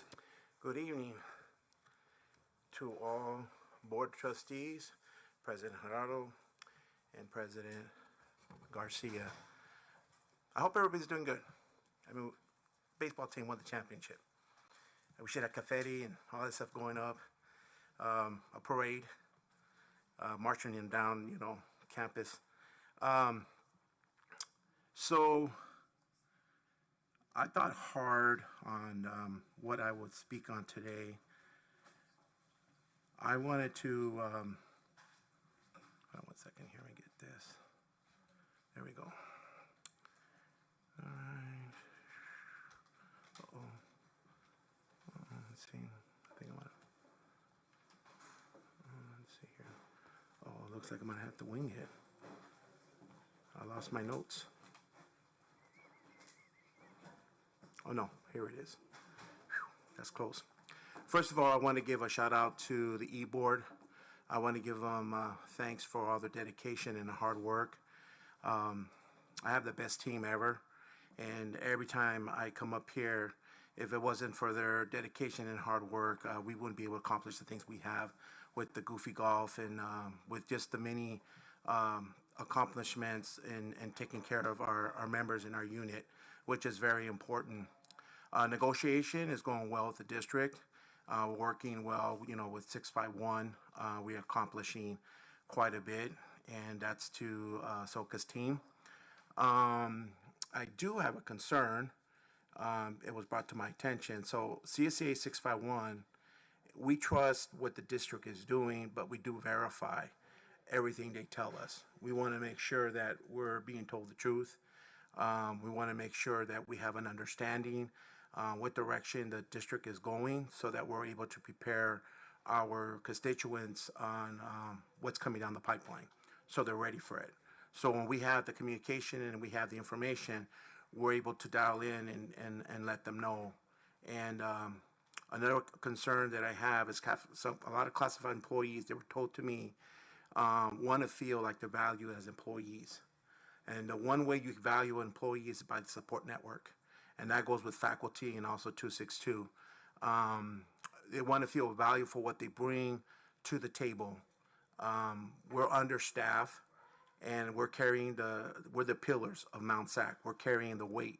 Faculty is 262 and 6x1, trying to accomplish and to fight and keep the golden standard of Mount SAC. And it's not easy.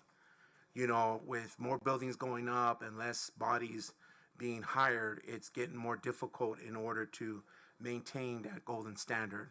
And I'm firmly believe in the golden standard because I hear it from other presidents, from other colleges, how they look at Mount SAC. They even sneak on Mount SAC.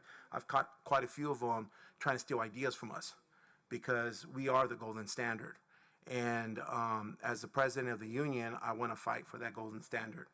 You know, and I tell our constituents, yeah, we're going through some rough times right now, but we have to keep our heads up high and hope for the best and weather the storm right now, you know, because the district has difficult decisions they have to make down the line.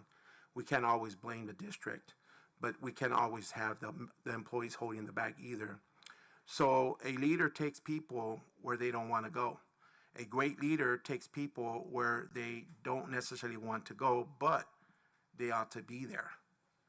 And we're the ones that set the precedents as leaders on leading our people where they should be. And that is done through, again, communication, collaboration, cooperation.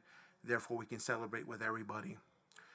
So I feel that we are like a sailboat that have our sails down, and we are in the ocean being tossed by the winds with no direction.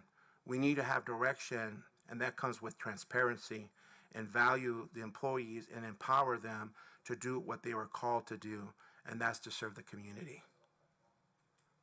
And that's important, you know, because transparency, the success of transparency brings trust between the employee and the employer. So I had a really strong communication with our members and let them know what's going down the pipeline because they deserve to know. And I want them to be on the same page so no rumors go around and they're prepared to weather the storm, whatever's coming down the pipeline. So a great leader doesn't just stand behind their people, but when adversity comes, they stand in front of the people to absorb that adversity. That's a sign of a great leader. And I want to stand in front of my people. I want to make sure they're taken care of in any way, which way, because a lot of people have poured their heart and soul into this college. Some have retired here, worked 35 years, 39 years. I'm going on 27 years. My total, I have 38 years experience. And we need to know what direction we're going. And I am grateful to Dr. Garcia because we did have a conversation and she was truthful and honest, and I appreciate that. And I was able to let the people know, and it was hard for them to swallow what we told them, but we got to be real, you know, on what's coming down because there's no uncertainty where the money's going to come because of what the new administration is doing. So I can understand why the district is doing what they're doing at the time. But take in consideration, gas is going to go up July the 1st. It's supposed to go up to $8.50. Some places $10. So whatever little money they have, what is it they're going to use to transport themselves? People that live in Paris, up Apple Valley, you know, what choices are they going to have to make? So, but we're all grateful that we have a job. No one's been laid off. And Mount SAC is a great place to work with. And I know that we have to come to the table and come to a happy medium where we can walk away that we both accomplished something. I don't just want to bring a concern, I'd rather bring also a solution with it. And that's how I approach working with the district. Anybody can complain, but please bring a solution. How can we better Mount SAC? How can we keep the golden standard so it doesn't go down? My family's come through Mount SAC and they've gone out and done great and big things, working with the governor, working with Tony Thurman, and so on and so on. But the foundation was here at Mount SAC. We have a great foundation, but do not break the backs of the pillars of the people that work here at Mount SAC, the classified employees, the confidential, and faculty that are moving and holding up Mount SAC and moving it forward to have people like the baseball team that won the championship, the football team, the cross country, the wrestling team. There's a lot of good that comes out of Mount SAC, and I don't want to dismiss that. And there's more good than bad. So without any further ado, I want to tell you guys, thank you for all the work you do behind the scenes that nobody sees and nobody hears and nobody understands. But I know you guys are planning. I know you guys working endless hours and trying to figure how to make Mount SAC continually be great as it has been in the past. So happy belated Father's Day to all those who are fathers. And I don't know when it's going to be the last time I come up here. But do you guys have 20 years to hear what I have to say? Nah. So, but thank you for your guys' patience, and I do thank you because you guys do play a big part in what happens in Mount SAC. Just keep in mind of the classified employees, faculty, and all those that work also behind the scenes to make things happen when they graduate. Like we had, it was a packed house. I heard it was a packed house, and because people want to see, and I'm sure that inspires other people to want to come back to college. Age is no limit to education. Education, learning is a treasure. You take it wherever you go. Thank you very much. Thank you very much. Appreciate that. And item 8.05, our own academic senate, Dr. Anders. Thank you so much. Good evening, everyone, and welcome, Michelle. We're so happy to have you here. So just like the Faculty Association, we also had some more elections towards the end of the semester. On our executive board, we had 2 faculty rotate off, which we always see, just like the FA, with sadness when some folks move on to do other things. So Donna Necki and Jamaica Fowler have both rotated off serving on our executive board, and we're excited in the fall to welcome our 2 new board members, Susan Chavez from Culinary Arts and Bernie Summers from Counseling. We really make an effort to have our executive board and all of Senate really very balanced so that we have a lot of different voices, and Susan will contribute CTE knowledge, and we always really hope to have a counselor also on our executive board, and we have several, so that's really important to us as well. Just like the FA, we want to thank you for putting on your agenda today a resolution in support of a mutual academic defense compact. So we appreciate that you heard us last month. And also we want to thank you for your unapologetic commitment to DESA Plus and academic freedom. Especially Board President Hidalgo, I think just by your opening remarks, you make that clear that you live that. And I really, really appreciate that. I just wanted to give a few updates of things that the Senate worked on towards the end of the semester, some things we wrapped up, and some summer activities we've started. So both Co-Vice President Shelley Doonan and I took part in the Healing-Centered Engagement that we just completed with over 50 folks from campus, and we're looking forward to having a shorter 4-hour training offered for faculty this summer in July on my birthday, so I'll be spending my day here with faculty. We also attended, Co-Vice President Raul Madrid and myself, the Strategic Enrollment Management Academy with 8 other campus leaders just 2-3 weeks ago now, and we are looking forward to a 1-year program that we're going to be working on, and we want to make sure that we include Mount SAC 2035 in that, as well as the healing-centric approach, because we're doing all this work here on our campus. We want to activate that knowledge that we have and use it for the work ahead. We have recently, at the last Senate meeting, we passed our Academic Senate Council and Commitment Structure Task Force recommendations. So we're making a few changes to our Senate committees. We are aligning our meeting times, for example, with primary teaching blocks so that faculty who serve on our committees only lose 1 teaching block rather than sometimes 2. For that, we also consolidated some committees to hopefully have them work better in sync, and we added 1 new committee as well and made a few other changes. So we're excited about that, and some of that work will be included in the new shared governance handbook that we are looking forward to seeing at PAC soon. We also started together with the instructional leadership team to look at Chapter 4, administrative procedures. So we're spending the summer on that.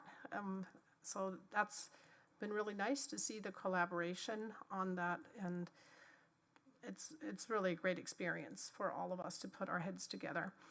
And Fall Flex Day will be coming, of course, before we know it. So just mark your calendar already, August 22nd for that. And the ASCCC Curriculum Institute is coming up next month, and so we'll be going to that with a good number of folks from our campus as well. I want to thank Board President Dalgo again to join us at our last Academic Senate meeting of the semester. That was really wonderful to see you there. I think faculty really, really appreciated that, and you were very open to receiving questions from the faculty, so I hope we can do that again in the near future. And as always, thank you for what you do for the students. Also, when you come for our graduation, I know you have to shake a lot of hands there, so thank you. All right, thank you very much. No, I was very nervous to go to Faculty Senate. And I admitted that to them. I said I was nervous. Yeah, but it was great. They were very warm and welcoming. There is no classified Senate report, so we will now go to action items. Let's move on to item 9.01, management contract. And we have one item. And publicly, I need to disclose this, that the State Government Code, Section 54953C3, requires that before taking final action on a management contract, a summary of the recommendation regarding the individual salary, the schedule or compensation that's paid, and any form of fringe benefits or contracted managers must be orally reported. So therefore, I am reporting the followings regarding such item that's appearing on today's agenda. Longevity pay, the doctoral stipend as identified on the management salary schedule, health, welfare benefits granted to other management employees will also be provided to eligible managers when relevant. We have one new hire, and that is David Forges. Did I get that right, Dr. Garcia? Forges? David Forges. Forges, thank you. Thank you so much, Dr. Castro. David Forges is Associate Vice President for Student Services with an annual salary of $265,692 for a one-year term, July 7, 2025 through June 30, 2026. I am seeking a motion. It's been moved. Is there a second? It's been moved and seconded. Any discussion? Hearing none? Yes. Hire. I know it's been a while. We've been searching, so I'm glad that we've filled this position. You're welcome. President Garcia, thank you for the background information. This gentleman was selected from a pool of candidates. Can you tell me what made this candidate stand out above the other candidates? So I'm going to defer to Dr. Castro. Overall, it was a very competitive process, and of course, all of the standard processes were followed in terms of the final round and so forth. The candidate that was selected is current interim Vice President for Student Affairs at Cal State Fullerton and comes in with depth and breadth of experience in student affairs and also within other areas of campus administration. So my question was there some significant trait that this gentleman had that made him the top selection over the other candidates? And in terms of, you can let me know if there's a limitation of what I'm allowed to share. Excuse me, is there at a the limitation? public. I don't think you can talk through that Yes. process of how you selected someone. Okay, That's thank you. confidential. I'm sorry, for the I will hiring not process. ask that question in the future, okay? Yes. Any additional questions, Trustee Chow? No. Okay. All right. It's been moved and seconded. Student trustee? I approve. All those in favor say aye. Any opposed? Hearing none, motion carries. Next up is items for Okay, 9.02.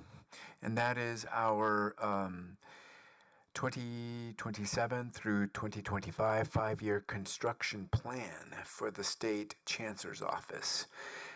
Again, this is an item that is being provided to us every year that gives us more information. In fact, there was even more information provided to the board in the attachment that provides further transparency on what is being projected for us. Is there a motion for approval? It's been moved. Is there a second? Any discussion? Yes. All right, Trustee Santos? So, lots of work. I would really like for School of Continuation to be after Health and Tech, before the library. If something happens and, you know, money's tight or whatever, you know, continuing ed is always treated like a stepchild, always gets, you know, kicked down the road. Whereas if we do that first, and something happens with the library, we'll hustle to make sure the library is done, and we already have a library. So I think it would be really great if we could do School of Continuing Education after Health and Technology. Dr. Garcia? We have, Shannon, confirmed, since we're receiving state funding, we have a timeline we're on. That's correct. We have to stick with that For timeline. Health and Technology or For the library replacement project, since we're receiving state funds, we have to stay within their timeline. That's the reason of the sequencing of the construction projects. can we do them concurrently? And that's something we thought about as well, but we also have to think about the impact to the campus. The projected location for School of Continuing Education is on the same side of the campus as the library replacement project. We would be impacting students from walking from the gateway parking structure from any Building 26. So we're crippling that side of campus. So we wanted to look at that sequencing to ensure that we're providing access for students, especially in those pathways. Can we do School of Continuing Education before 67AB? 67AB is really a renovation. That's a secondary effect from Tech and Health. So as soon as Tech and Health is completed, what we're trying to do is move those tenants out of 67A into Tech and Health, therefore renovating it, providing more facilities for School of Continuing Education. Well, what can we do to ensure that continuing ed gets done? I mean, It's going to get done. I have full confidence and have publicly stated and continue to recommit to that project being completed. It's part of the Mount SAC 2035 plan. We are committed to ensuring it is a project that is completed. So Dr. Garcia, if you sum up 6 through 10, the district cost is about $375 million, and that would all come from Measure V, right? Correct. Okay, and then that's basically half of the $750 million that we've raised. Yes. That the public has, decided to. What's half of it? The priorities 6 through 10, if you add that up, that's $375 million, and Measure V is providing us with $750 million. So basically, this is half of the amount of Measure V. So we still have another $375 million that we could allocate. Is that correct? And it's an estimation, so I want to make sure we're clear about that. As we all know, we have seen the inflation costs related to construction, but as of now, this is in accordance with this estimate. Yes, we would have amount remaining. They didn't factor inflation into this? into this? We did at what percent? Yeah, we definitely looked at escalations between 3 and 5%, but we're also talking about tariffs. There's other added things that we have to include, but things are continuously changing. Okay. Just for tech and health alone, remember, we only needed 35 million, then it went up to 55 million. Things will continue to escalate, so we need to make sure that we're not only thinking about that, but also the infrastructure projects, like our electrical and our blockhouse that we need to improve as well. So you said health and tech's gonna be 55 million, it says 320 million on this. But that's what 320 is a total cost. Remember, we don't have all of the funds that are needed for tech and health, so out of Measure V, we're gonna be asking for money out of Measure V. So that's where we're. The 55 million is Correct. what coming out of V? Correct. 55? I thought the state was only giving us 80 million. So the state gave us 80 million, right? Uh-huh. But there's still a $55 million shortfall that we're gonna have to cover. But 80 million plus 50 million does not equal 320 million. So the total cost of the project was 320 million. Yeah, so don't we have to have all that money? So we've already started and we've already been paying and we've already allocated for Measure Go. So now we need funds out of Measure V to finish the project. Okay, so So the total cost includes some costs we've already incurred. So Trustee Santos, the 238 million that we need to pay, we're short 55 million. Correct. So that's what Measure V is gonna cover. okay. But I appreciate that we have not budgeted all the way up to the hilt of 750 million, because as you've mentioned, things change. So I think it's gonna be prudent. So how much is budgeted? If we haven't done it up to 750? So as Trustee Chen had referred to, approximately 375 million is what we're projecting Okay, out of the 750 million. okay, so we have a big cushion, almost half. I want to say yes. But again, escalations, change orders, things that may come through, we have to be very cautious in addition to the infrastructure projects that need to happen. Okay, so can we, since it's a little cost, since it won't cost much, and we're not allocating all of, our new bond, will some of it be used to reopen Makerspace? We really need to reopen Makerspace. I mean, the community and the student were devastated, and I don't understand why the administration doesn't value Makerspace. It's so important. I mean, for science, for engineering. We'll bring that as a discussion item separately. We are working on that plan. We have been working. We have someone dedicated. So we could provide an update next month regarding Makerspace. Are you sure? Could you make sure that gets on the agenda, Ms. Nelson? Because sometimes things fall through the crack. All right. Are there any additional questions? I just had one more. Does the total cost that we see on the right column, does that also include the soft costs, or is that just hard costs? That's our total projected Total cost as of projected. right now, correct? Okay, including hard and soft costs. Yeah. Exactly, Okay, thank you. Any additional questions? Hearing none. We're seeking approval. It's been moved and seconded. Student trustee? I approve. All those in favor say aye. Any opposed? All right, item carries. Next up is item 9.03, the resolution for number 24-16, temporary interfund cash borrowing. Is there a motion for approval? It's been moved. Is there a second? Second. It's been seconded. Is there any discussion?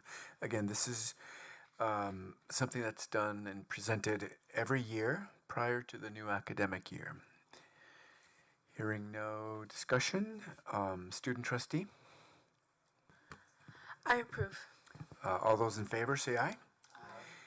Any objection? Hearing none, motion carries. Next up is item 9.04, resolution number 24-17, signatures signatures changes to the existing bank accounts. Again, this is regarding the new Chief Business Officer. Is there a motion for approval? It's been moved and seconded. Any discussion?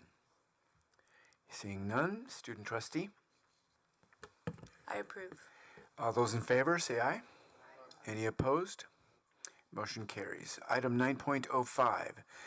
This is a resolution number 24-18.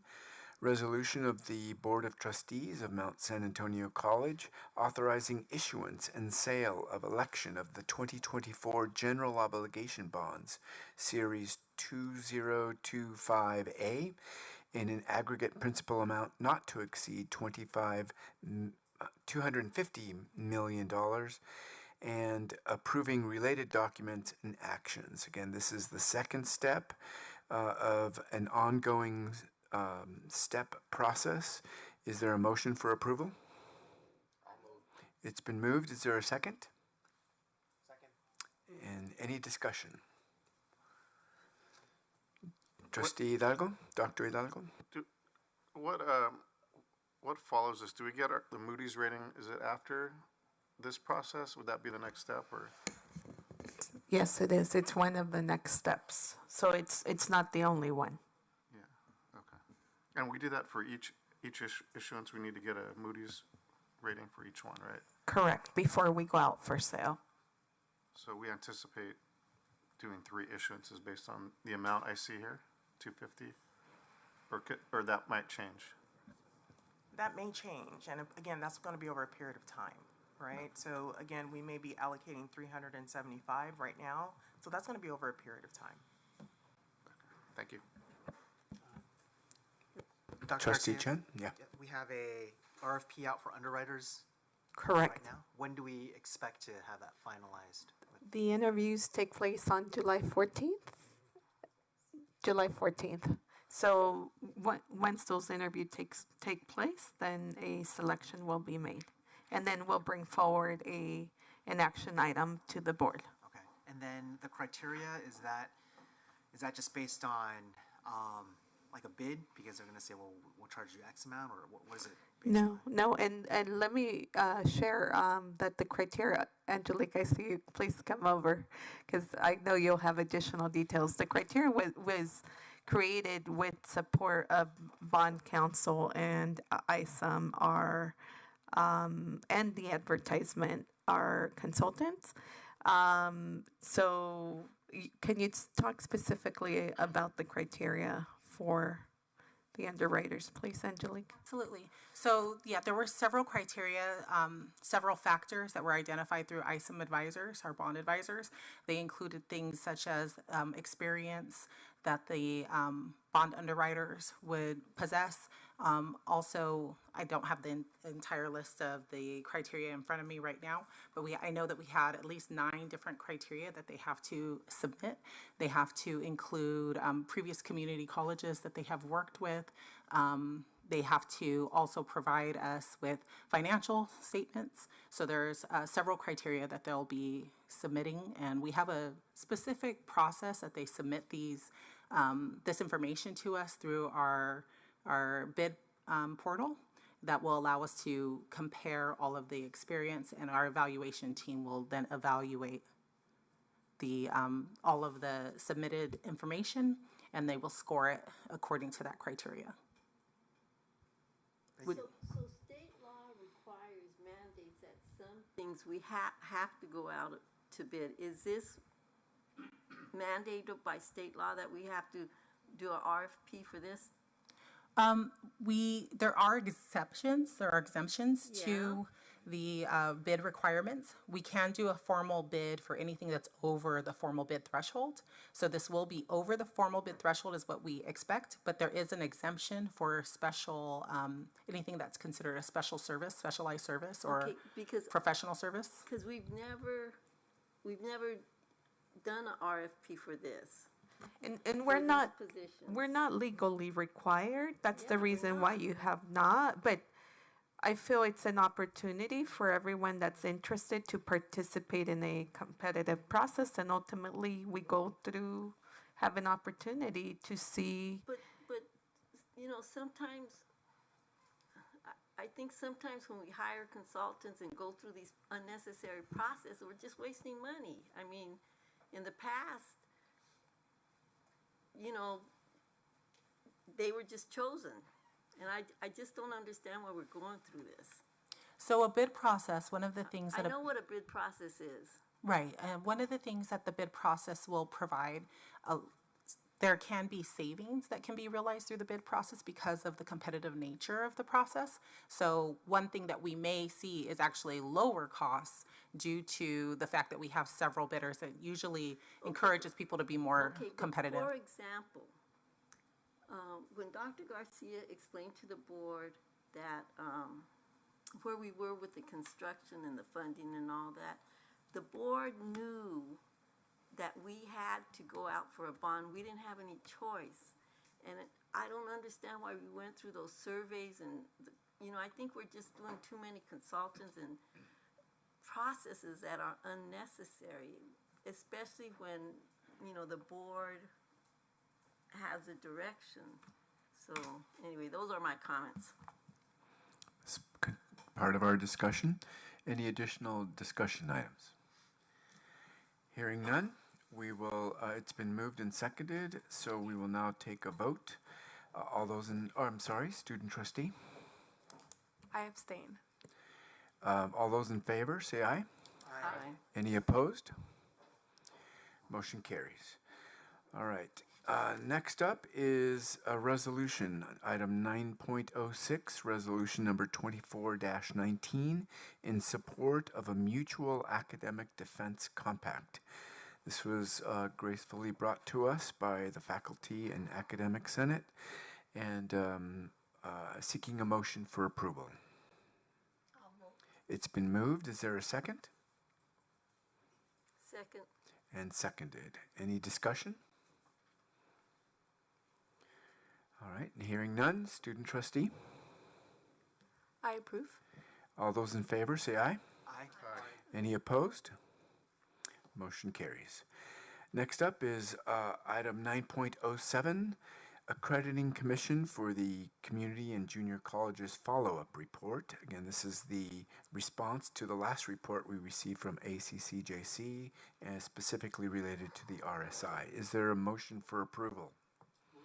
It's been moved. Is there a second? Second. It's been moved and seconded. Is there any discussion? Yes, student, or rather, student trustee, Dr. Hidalgo. So does this mean after October 1st, we'll have another visit from ACCJC, or is it just a submittal of a report? They are coming to visit us. Okay. Yes. After October? After we submit, we have it scheduled for tentatively. I think we have some dates. October. First 2 weeks of October. The same team? Usually, for a follow-up, it may be some of the team members that participated during the first visit. If there's a change, there may be a change because someone may have retired or so forth, but it is a smaller team that comes for the follow-up visit from that is also within the members of the first team that visited. Did that answer your question, Yes. Dr. Hidalgo? Thank you. Any additional questions? Hearing none, let's move student trustee. I approve. All those in favor say aye. Any opposed? Hearing none, motion carries. Item 9.08. This is going to be a brief budget presentation regarding the tentative budget for the 25-26 fiscal year. Is there a motion for approval? It's been moved and seconded. And we will now hear a presentation. And it's I know that each board member has already reviewed the document, so thank you for your review. All right, good evening. Again, this will be a brief presentation, all 48,000 slides. But we want to definitely make sure that we're talking through our tentative budget. We're going to get started with our first slide, but one thing I do want to remind us of are the highlights that we had back in January. We were very hopeful and very excited. We were going to have a balanced budget, and then we got the May revise. The May revise really touched on everything that was happening in our area at that time, especially within our state. Again, the wildfires had happened. We had delayed tax filings. We had a stock market shift, DeepSeek, if everyone remembers that. We have also some fiscal policy turbulence. The May revise came out and we were looking at a $12 billion deficit. And so that's something that we definitely wanted to monitor and also tackle. But also the Prop 98 guarantee, we had estimated of $114 billion there, and also an increase. And so continuing with the revise, there were some increases, there were some adjustments. Again, there was a 2.3% in COLA. Additionally, there was 2.35% in enrollment growth. This is growth funding that we've been referring to tonight. Additionally, our SCIF was funded for 25-26 and also 24-25. Also, there was a $118 million decrease in other base adjustments. Moving right along, we had a $26.6 million ongoing to provide for the 2.3% COLA against some of our programs, our adult education programs, our EOPS, apprenticeship, child tax credit. So again, those programs were receiving the COLA. But please understand, we have other employees that are on categorical funds who are not receiving a COLA against their funds. So that's something definitely the district is going to have to absorb. Additionally, we had $10 million going towards a Rising Scholar network, and also a $3.3 million for ongoing financial aid administration. Again, we had some one-time increases, which is the development of career passport. And I know one of our colleagues referred to that e-transcript of California. That's something definitely for the public schools that we are definitely investing in. Additionally, we had capital outlay. Again, $68.5 million, and this is what we were just talking about in regards to our library replacement project. Our state-funded library replacement project was also included in the May revise. Moving along, we also had our rebenching of the minimal guarantee. We're going to talk about this. We wanted to mention it in the May revise. There's been some updates to it, but also the deferrals. Again, that $531.6 million from 25-26 to 26-27. That impacts Mount SAC at about $14.8 million. We are going to have deferrals. This year to next year? Correct. We haven't got all our money for this year yet? When you say we haven't gotten our money for this year, I mean 24-25, we're just speaking on 25-26. Correct. And so we want to talk a little bit about not only the May revise, but also the LAO, or the legislative proposals. Just looking through that, again, they support the 2.3% COLA. They were in agreement with the conditions through the Department of Technology for the $12 million for the system-wide common cloud data. We wanted to put the comparison so you guys truly understand what the governor is proposing, but also what the LAO is suggesting. And that's something that we have to be cognizant of, because the budget isn't signed until June 30th. So there could be changes or adjustments to it. Again, they're rejecting that proposal for the $25 million in career passport, so we have to be cognizant of that. Moving along to the next page, we also have some modifications in regards to that apportionment deferral that you were referring to, Trustee Santos. Again, the legislative proposal is modifying it, but they want to take it out of our part-time healthcare benefit insurance that we were just speaking about earlier. So that's something to consider. In order to reduce that deferral, they're suggesting to take $135 million from that program. Additionally, they're rejecting the proposal for, which we talked about before, which is the TK through 8. They want to give $260 million back to the community colleges, and actually that one actually went through. So that's something that, again, we're continuing to monitor until the budget is actually signed on June 30th. Also, they wanted to add another $44 million for part-time faculty office hours. So that's also a bonus for us there. And again, we're still just in the May revision. Moving on to the next page, they wanted to add more $20 million for emergency financial aid, again, giving back to our students, $15 million more for our Dreamer resources, additionally $10 million for a one-time in our EMT and paramedic program. Dr. Hidalgo, I know you'll be happy about that. An additional $6.3 million in one-time for reimbursement for our firefighter apprentice training. So although the May revision came through, what we wanted to provide were our SCIF projections. So based off of our actuals from 24-25 and adding that 2.3% COLA, we are expecting a $280 million TCR, which is basically our total computational and revenue. That will be our revenue that we will be receiving from our SCIF. So again, that's looking at our actuals and adding 2.3% COLA to it. So again, increasing our revenues to $280 million. Any questions so far in regards to those slides? Yes, going back to the deferrals. Yes. Okay, the 500, what was it? The 500 and I believe it was 31 million? Yeah, 531. That's the amount the state's gonna defer. Correct. So how much will? It'll impact us, I think it was 14 million? 14 million. 14.8. Correct. And we won't get that till later. Correct. Okay. Okay. Any other questions as we move forward? And again, looking at our SCIF, again, that's based on our actuals of this year, adding 2.3% in COLA. You want to go ahead and move on? Yeah. Well, I'm going to continue on this one. Just a little bit more information on this slide. We have there the P1 and projected actuals to be 273.9 million. The P2 report was released today from the Chancellor's office, and our projections are on the dot. We missed the projection by $402.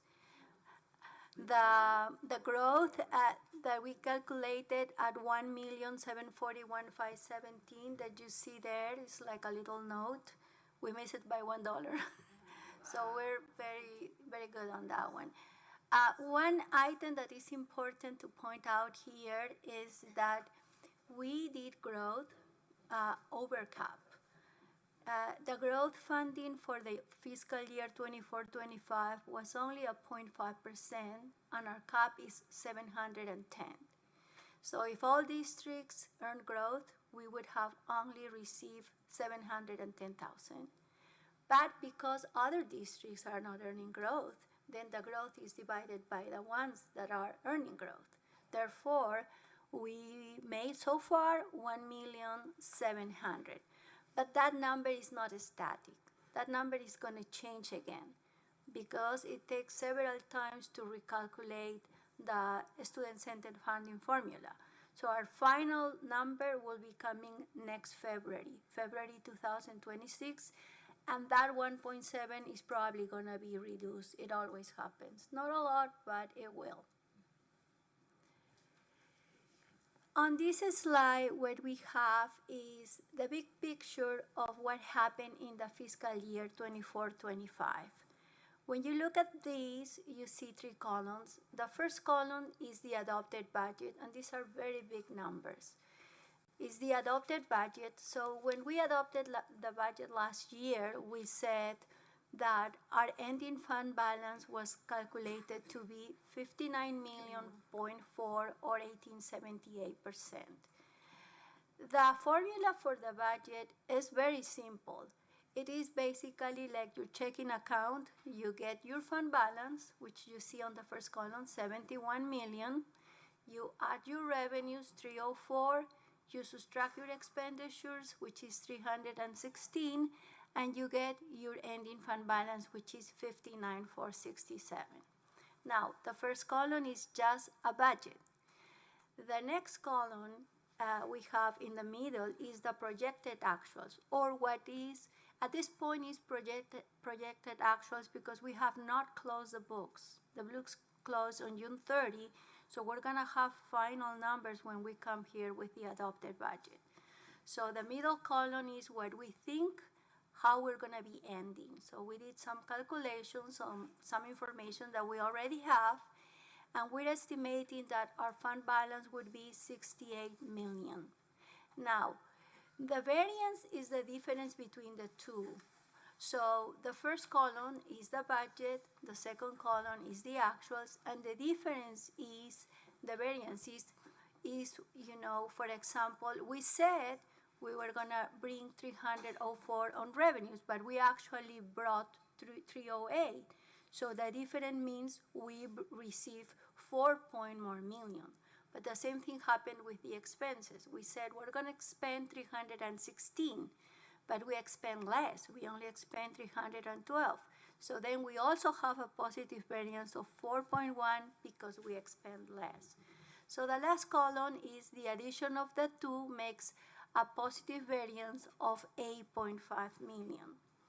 If we go to the next slide, it is the same information, but you can see more details. I'm not gonna go over all of them, but it really details in more, so you can see what are the changes. So the main changes are obviously the growth and the adjustment of the student-centered funding formula. We have a 1.4 there, a 1.7 more. Another big ticket item we have is the interest. We earn 1.4 million more, but we also have a fair market adjustment, which is a 3.1, which is a minus. And then we have some other, revenues, small revenues in non-resident tuition. On the expenditure portion, which is the bottom part, basically what happened is that we do have savings on salaries because we have been doing something that we call cost containment. We're trying to be careful as we expand so we can manage the budget. So there we have 8 million savings, and then we have other negative variances because we didn't budget for those. Instructional aid and tutors, we're transferring some expenditures for the C program because, as Shannon just mentioned, that program doesn't get COLA. And we have a lot of salaries there, and we are to the point that our allocation doesn't cover all the salaries for all the employees that we have there. The next item is that we have to pay for the bond election. That costs 1.5 million. Then we are doing parking support, 1.9 million, because again, since we got COVID-19, we haven't really got all the students back in campus, and now we have a lot of classes online. Therefore, our parking lots are emptier. We don't have as much revenues anymore, and we still have a lot of employees that still serve the campus. And finally, the next one is the utilities, which they keep going up. We have about 650,000 over. We have other savings in different areas, operating budgets of about 3.4, but some of those also get carried over. So finally, if you look at the last number, we are projecting, and we saw it right before on the other slide, 68 million as a fund balance. Before we move on, are there any questions in regards to this slide? Because again, we want it to be granular. I thought our beginning balance for 24-25 was 63 million, and this says 71. Our beginning balance is 59 million. Where did you get Well, it depends on what beginning balance. Which beginning balance are we What are referring to? 24-25. The actual beginning balance in 24-25 when we closed the books was 71 million. When did it go from 63 to 71? I'm sorry. 63? When do we get our actuals for 24-25? We get the actuals when we close the books. I mean, when does the board get those numbers? Like in August When or we do October? the adopted budget. Which is October? September? Before September the 15th, September the 12th, the 13th, depends on when is the board meeting. In September? Mm-hmm. Okay, so, and it should have, maybe a 68. It'll be a little bit more definitive. We Yeah. are projecting right now 68. Oh, But a at that beginning point, balance. we will bring you the actual numbers, because when we're doing this, we're doing May 15, we're doing So the we're projections. projecting We out. still have expenditures to pay, payrolls Okay, to. so will the 68 be increased by the 9 million that we saved in salaries? It includes that 8 point, it includes all of the salaries that's listed there. So it's including Yeah. also our positive variance as well. Okay. Would you say that, year after year, that they adopted to the actuals Let's see what it mirrors says. this? Oh, no, wait. In terms of a percentage basis? We have a slide where we're gonna go We'll talk through over that, yeah. on the Okay. actuals, and you can I had a see quick like question. over I'm 5 talking years. about over the years. Right, we will be Okay. We'll go looking back to at that. least 21, 22, or 22, 23. Regarding slide 13, I had a quick question about the parking. I feel like the parking adjustment issue has been ever since COVID. You know, we've been Correct. talking about like, oh, parking revenue is low. Why do we not project just lower, and then we come in, oh, it's still under. So is it continuing to decline? People, I mean, it seems like at least the main lots are being full, but I must be, Actually, it got a little bit better, and because last year we didn't do any transfers. If you go back and you review, we didn't, because we got more revenues, but it still is not enough. It's averaging $1.4 million a year that parking support, and please understand, parking supports our public safety offices, right? In addition to other positions. And so therefore, those expenses have not changed. We've just been funding it from different resources to ensure that we're covering those payrolls. thank you. So we used to get like 30,000 a month from parking. No, we get a lot more for parking. Yeah. The parking budget is huge. It's like on the millions. Used to be. Yeah, so, no, I was talking about per month. It's more was than talking that. about the Oh, I thought revenues, it was only 30,000. Okay. It doesn't Yeah. matter. President Hidalgo, I have a Yes, question here. Trustee Chow.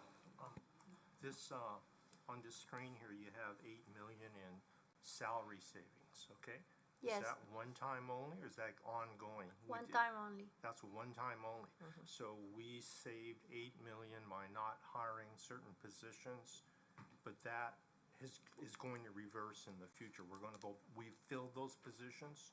We are continuing to evaluate. So new positions that are coming through our RTF process are being evaluated. So I can't say that they'll all be filled by next year, but they will continue to be evaluated as they're being needed, basically. This is sort of not consistent, because there's another screen in here, talks about, I don't know if it's in this report or the attached report, it talks about the number of staff we're going to hire, and there's virtually no change, okay, in this other report. On the report that we have, there is one slide where we put the positions, but those. Yeah, that position Right, says those include. near zero Well, change. those include the vacancies. So those positions are the field positions and the vacant positions. So it doesn't really, if we were to put the vacant positions, you will see, for example, we probably have, just to say managers, 150, but maybe 20 positions are vacant. But when we when we do that report, we still include all the positions, because the positions are still on the budget. We don't remove them because unless we get So direction from that the explains why cabinet. your budget for the next year is holding its own, includes the $8 million, It does correct? include it. Right. Okay, I want you to go back one screen here. Sorry. Mhm. Go back one screen. Basically, we're saying projected actuals 24, 25. We're gonna have a $4 million deficit, right? 308 minus 312, correct? 308 minus, correct. Minus 312, 308 revenues, 312 Yes, expenditures. that's a actual deficit. That's actual. Okay, I'm looking at what's Right. also on the agenda tonight. Right. Our actuals, quarter 3, okay? and our actuals Q3 shows 12 million surplus. So how do you explain the difference between your projected $4 million negative and we're currently sitting at the third quarter at 12 million positive? That's a $16 million swing. Okay. The report that you are looking and This right. is actuals. Yes. Right. No, I understand. The report that you're looking is the 311Q report. And that report is prepared as of March the 31st. Correct. The report is prepared on a cash basis. So whatever is on the revenues is the cash that we receive at that point. The expenditures is the cash that went out. This 68 million is projecting all the way to June 30. When we do that report on March, the revenues that are coming through the apportionment, that also includes revenues that are going to be reclassified to the restricted fund. So it's really not, it's really difficult to try to compare that 12 million with, no, they are actuals, but it's done on a cash basis. This thing says unrestricted revenues. You're telling me some of this unrestricted is going to go to restricted? Well, what happened, and this is a practice that all the community college, and I can bring the schedules to you, have, okay? When we receive the apportionment or from the state, because they pay us for the apportionment and they pay us also for all the categorical programs. It's just one payment, and the whole payment goes into the general fund. Every month, the state is recalculating every month. So we do not, recalculate or send the money to the restricted because it's a practice, and all of them do. And as you know, we report to LACO. We still report to LACO. So comes the end of the year, and we switch the revenue that is sitting there when we get the final statement. Actually, we got it today. We're going to be recalculating, and we're going to be sending all the revenue that belongs to the restricted. And that 12 million, right there, that 12 million is going to change. That revenue that is there, I think is about 217 million, holds 40 million that is going to go to the restricted fund. And it's You said 40 million? Yes, Wait, 40 wait. million. Explain to me why 40 million on this report that currently says unrestricted revenues is going to go to restricted. I don't understand that. Okay. No, it is the way the payment comes from the state. It's just one payment that pays for all the SCFF and also pays for all the categorical programs. The report is called Exhibit A. It's posted on the website. You can see it is a monthly payment. We get one payment, and the whole payment, and you're right, goes into the unrestricted, and that's where it stays all the way to the end of the year, because every month gets recalculated, and when we get the final adjustment, then districts reallocate the numbers, and then we put the revenue where it's supposed to be. Why does it go to restricted? What restricted fund Oh, does it go to? it goes to restricted because Unrestricted. no, the payment comes for the unrestricted and all the categorical programs. Correct. Okay, the payment is one payment. For example, we get 20 million. 15 million is for the SCFF, and the other 5 million is for care, for SEEP, for adult education, for all the programs. There's a lot of them. So your office knows, should have some idea when you get the lump sum, how much should be. We do know. We are monitoring it. Can't the board get a more accurate report? But it's also the capacity of the staff, right? It's constantly changing. And that's the reason why we do most of this at the end of the year, because the changes that are happening, it would be a lot of budget transfers going back and forth. So we have to think about that. At the capacity of our staff, it's best for us to do it more towards the end of the year, which all other districts do. Well, can you just put a little note on the bottom saying,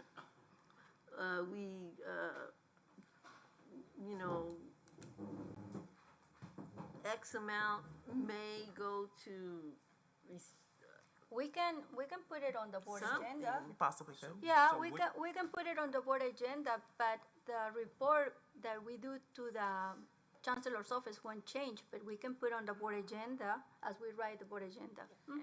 Can you what you're speak to tell- the microphone, please? Yeah, sure. What you're So- telling me is that when I look at 5-6 months from now, when I look at the audited statements, we're gonna have a $4 million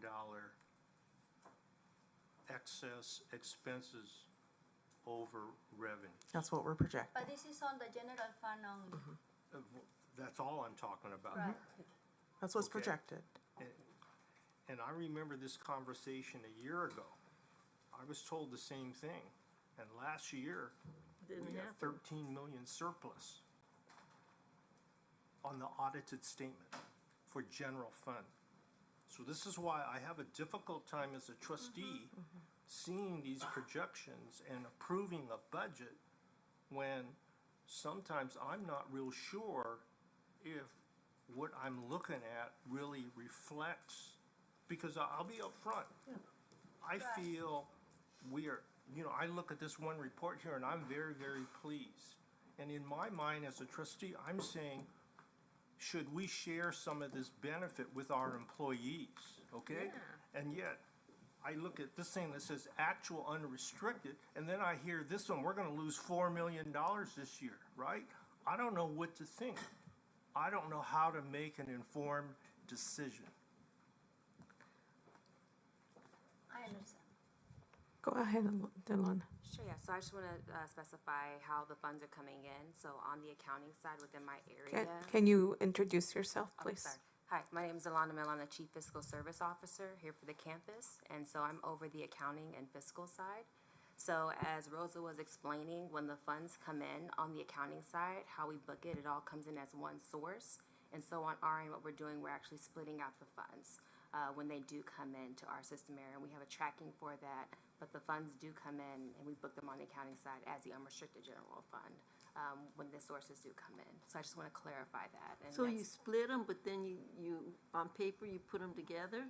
Yeah, so we split them in the system when they come through, and so we have a system that processes through on the banner side. So when they come through, we load them down, then we upload them banner, and that's how we split them out on it. Okay, so you separate the restricted from the unrestricted when the money comes in, but then you show the boards, everything lumped together as unrestricted. So we have it documented out as far as which funds are supposed to be going to which ones. And so once they do come through, we track it all, and then after that, we make sure we identify which are supposed to be which as far as the fund goes. Yes, but I think it's important. We're saying two different things right now. You estimate and you know how much belongs to each categorical, but you keep them in one account and you don't make the transfers until the end. Yes. Therefore, it's perceived that we have all that amount that's sitting in that specific account as it being general fund dollars. Exactly. I think we need to be clear about that. Exactly. Because we're saying two different things, which confuses the Board of Trustees. Exactly. And any information, Trustee Chow and any of the trustees, that if you want specific amounts about what allocations for categorical, like, we are willing to share the information. I understand your comments, Trustee Chow, but we are willing to share this very clearly because that's information that you need in order to make an informed decision. And I think the issue here is that we are, number one, we're not inconsistent with other community colleges. You're all dealing with the same struggle that the state is constantly evaluating. They're sending us money. You're having to keep track. You have your accounting principles. So it is an ongoing challenge. So the fact that you can even make and, keep that in line is, to me, remarkable. So, and I can't even imagine an LA Community College district or, who has That's close to nine $1 billion. campuses. So yes, definitely. It's insane. I'm sorry. So let's continue the presentation. Okay. So now what we're going to be discussing is the ongoing revenue budget assumptions. And with that, we start with the previous year, and you can look at the reports of the adopted budget last year. We ended up in an ongoing revenue of 295.7 million. And in there we have adjustments for the 24-25 SCFF adjustment for the accounts, 1.4 million. We also have the growth. We already discussed the growth, 1.7 million. We are incorporating the increase of the 2.3% COLA for the rate, 4.7 million. And we are showing 1.6 million of stability. And this is really going to go away as we go during the year because we're going to be earning growth. It's just happened that at this point, the calculation is resulting like we are in stability, but we have to show what the formula shows. We are also increased the interest by 500,000 and the non-resident tuition by 209. And we are only doing the out of state. Due to the federal policies, at this point, we are not increasing the international fees yet. We're gonna continue monitoring that. We have a small increase at this point for the lottery of 40,000 and for the part-time faculty compensation, health insurance, and office hours of 29,000 and some miscellaneous adjustments of 491,000 of several revenue accounts. That makes a total ongoing revenue budget of 305.6 million. On the expenditure portion, which is the next slide, we also start with the last year ongoing expenditure budget of 298.4 million. On that one, as you see, we're including the salary progression for employee groups. That is almost 2.2 million, and this is beside COLA. We also have another increase for the faculty contract that was approved last year, 15 years service increments and health and welfare. That's about 946,000. Then we have the attrition cost, which is a reduction, 1 million. We also have the health and welfare for all the units, and that's 1 million. This is on the premiums. And we are including the 2.3% increase for all the groups, and that accounts for 5.6 million. On the bottom portion, we have classified salary increases for 763,000. We are transferring the SIP tutors and the instructional aid. That's about 1.1 million. We have new resources allocation that will be released pretty soon, 1.8 million. And we have to also support the international student program for about 959 million. In here, you see a reduction of the OPEB contribution of 2.5 million, and I'm going to explain in a little bit about that in more detail. And then we have the rate-driven increase of 1 million because almost all that is going to utilities. And that makes a total ongoing expenditure budget of 310.2 million almost. So here, we can see that our ongoing revenue is 305.6 and our ongoing expenditures are 310.2. So the result is that we have a budget deficit. Now, in order to improve our results. What we have done this year, we're recommending to move the 2.5 million, which is already reduced from the ongoing portion, and we're putting it in the one time to continue with our commitment. And we know that with the cost containment activities and also because the planned growth, when we close the books at June 30 next year, this deficit will not be there. But we're doing this in an effort to show a better, financial position because, as you know, we're going to be issuing bonds. And this is really not showing what is really going to happen at the end of the year if we will be leaving a huge deficit there because we already have planned efforts to contain the cost, as I said, and earn growth.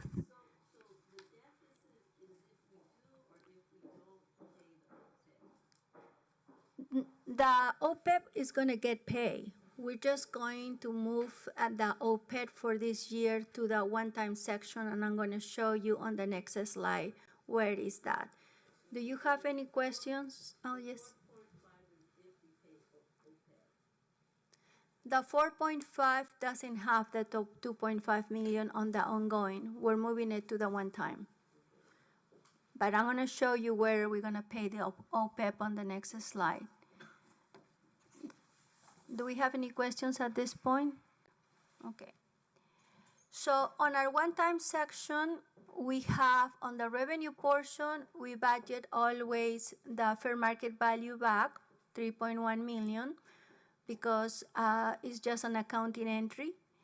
And also in there, we haven't placed a number, but there is a growth approved for the year 25-26, and it's going to be a 2.35%, which is much better than a 0.5%.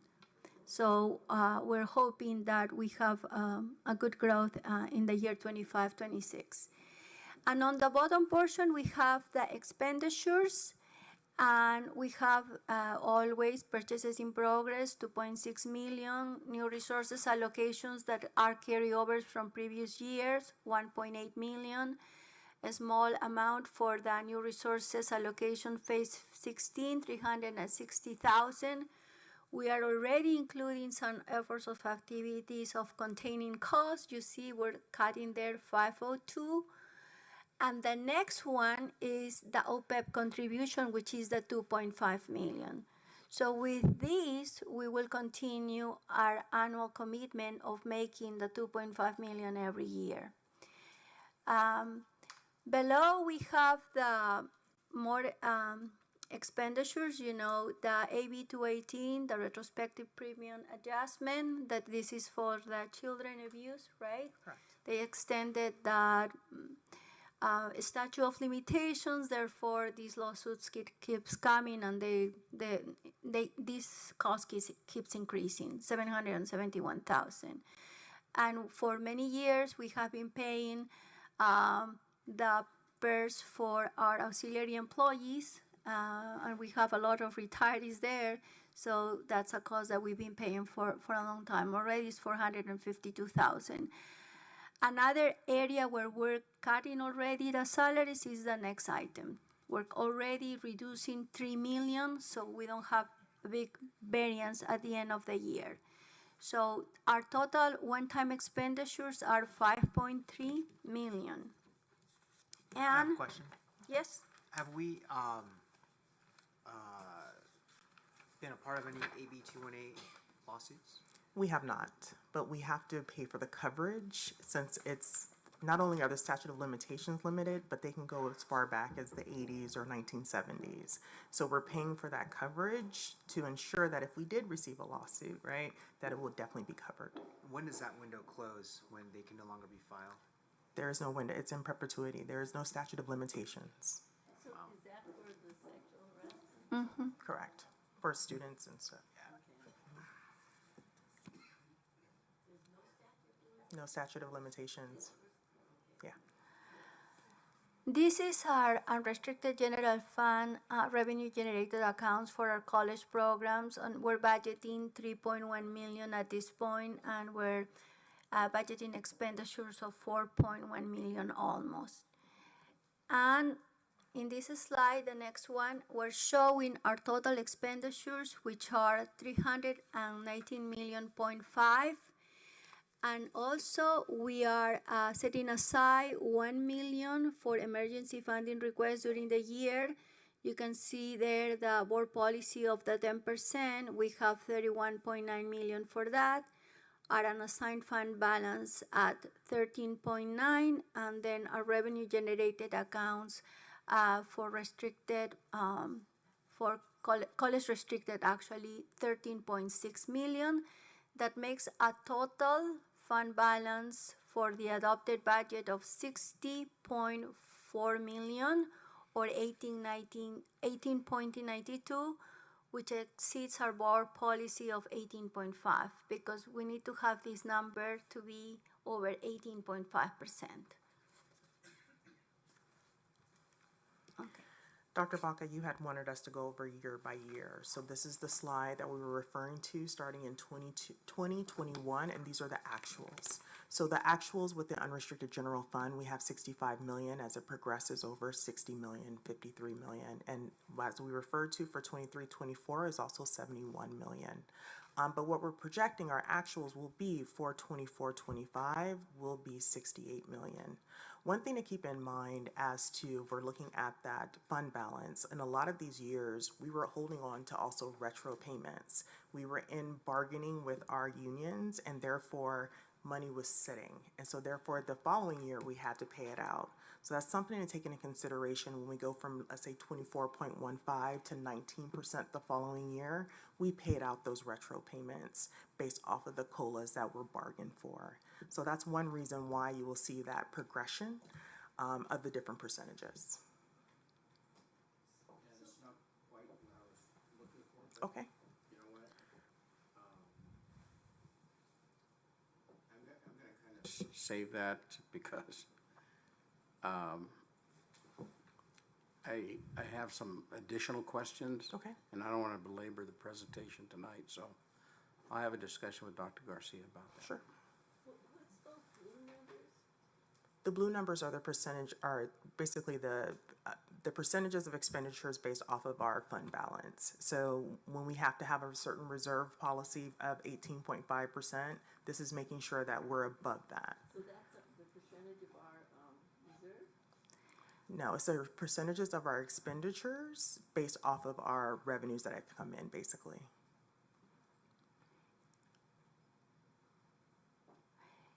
Let me show you here. Okay, you see that 319, 505, 471. So you take the 60 million and you divide it by the 319. So the reserves is a percent. The fund balance is a percent of the expenditures, and that's what we're doing here. What we just not showing the expenditures. But that's the percentage of reserve we have, right? The blue numbers?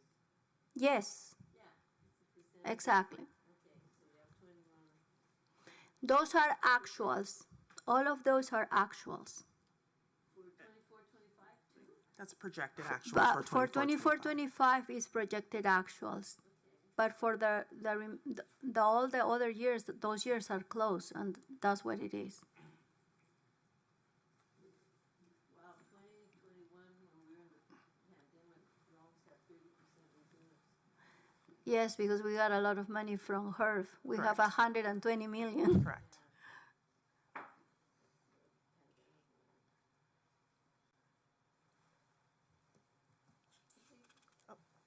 Every year there's a deficit projected, and it never happens.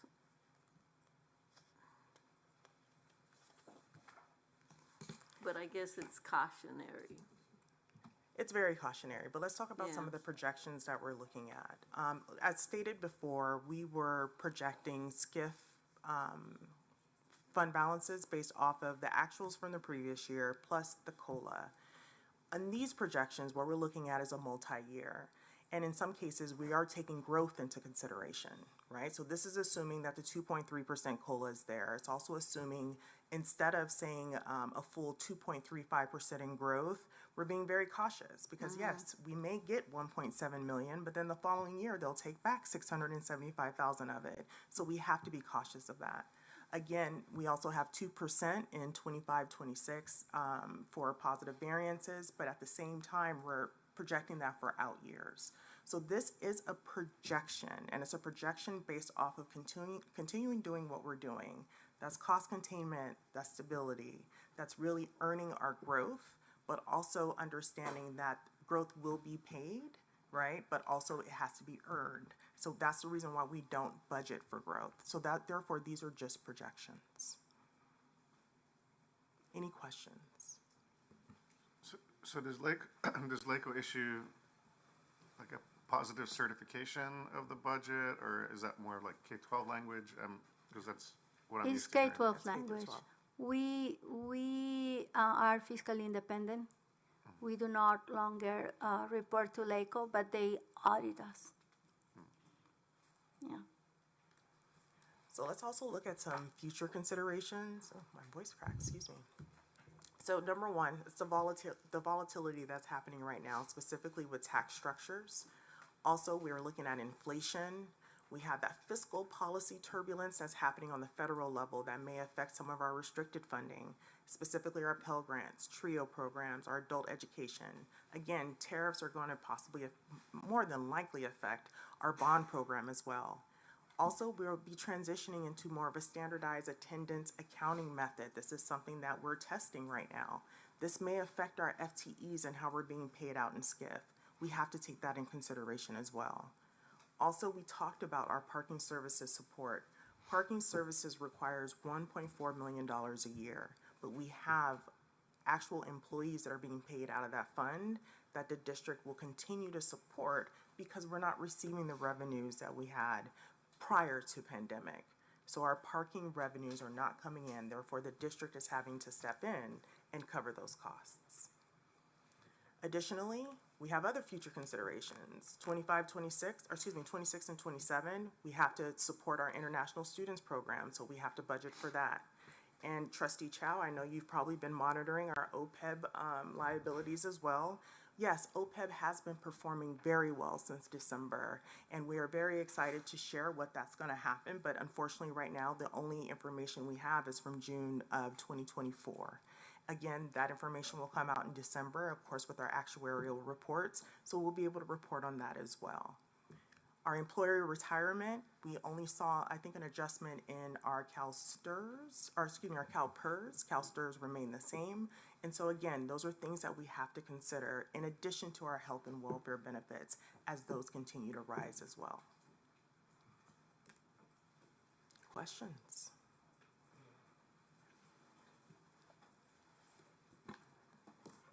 I'm just trying to digest all this. I know it's really difficult because I do this for a living and I know my fellow trustees are not in the same profession as me, but we took the current year's actual costs and we took them in plus or minus a few items and projected them as to our expenditures for the next year. Is that correct? That's correct.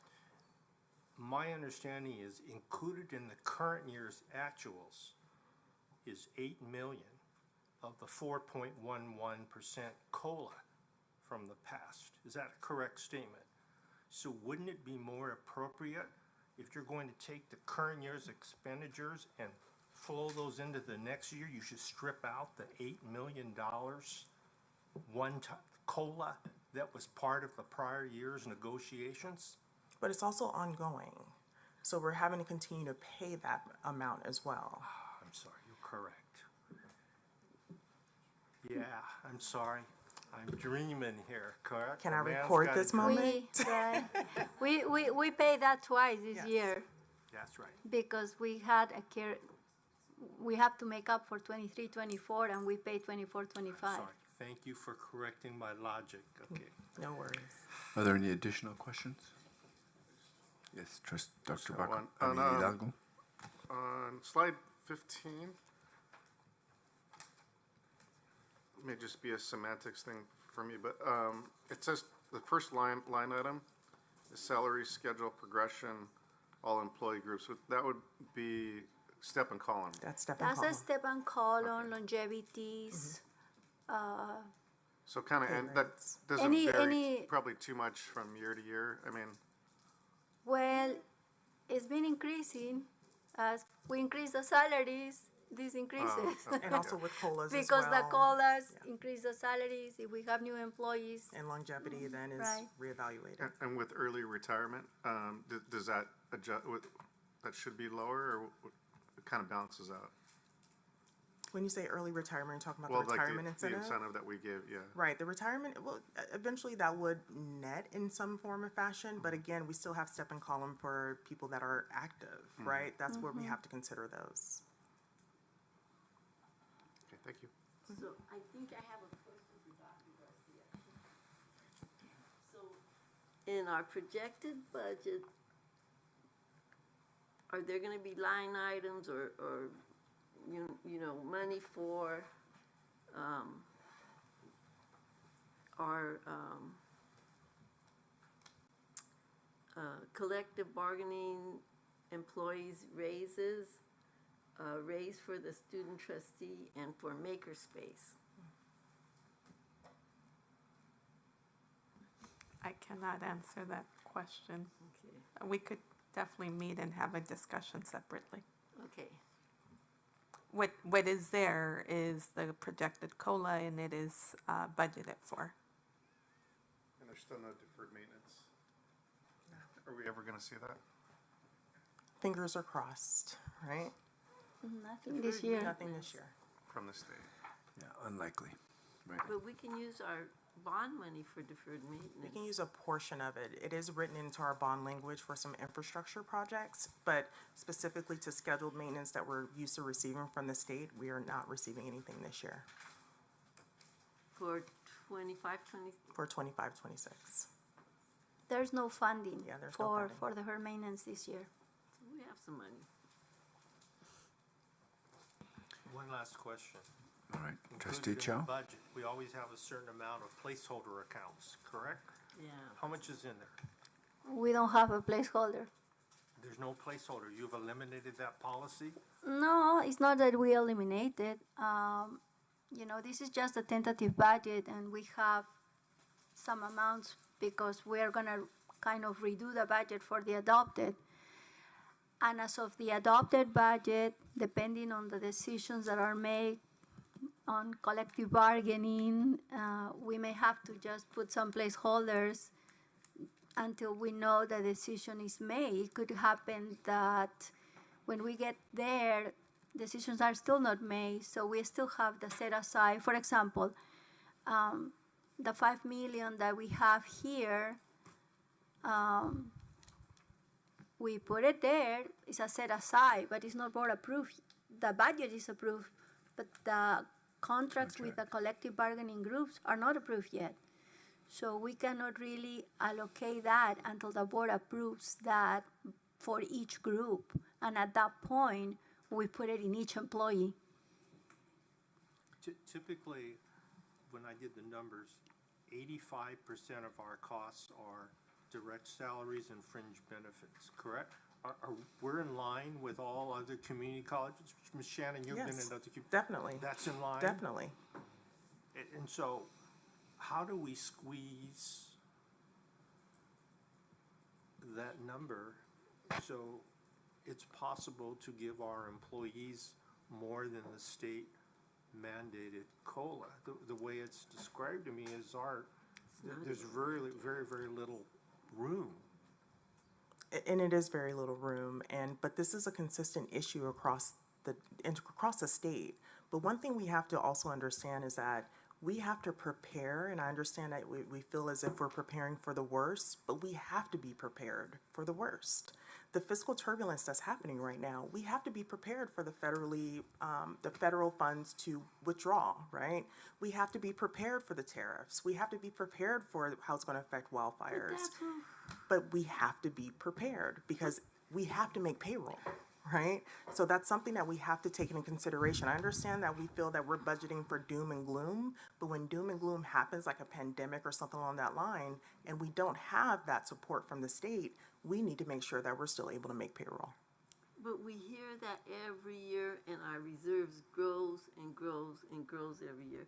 I mean, if we would have given our employees, say 5 years ago, given them a real raise, beyond COLA 3% or something, so our reserves, instead of being 21%, what, they would have been 18 or 15, instead of $68 million,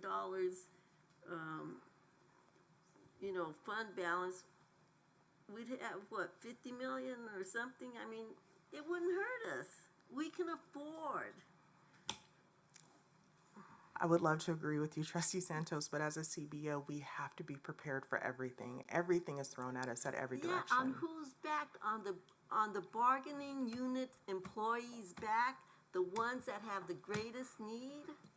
The ones that are living in a location with the highest cost of living? The ones that are struggling with, housing?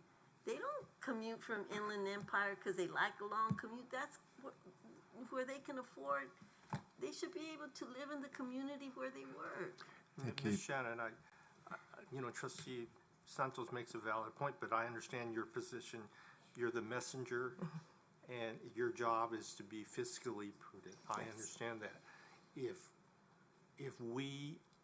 that decision is made to give our employees more than the state mandated COLA, I think that's a decision that the board has to make and be willing to accept the consequences, good and bad, of that.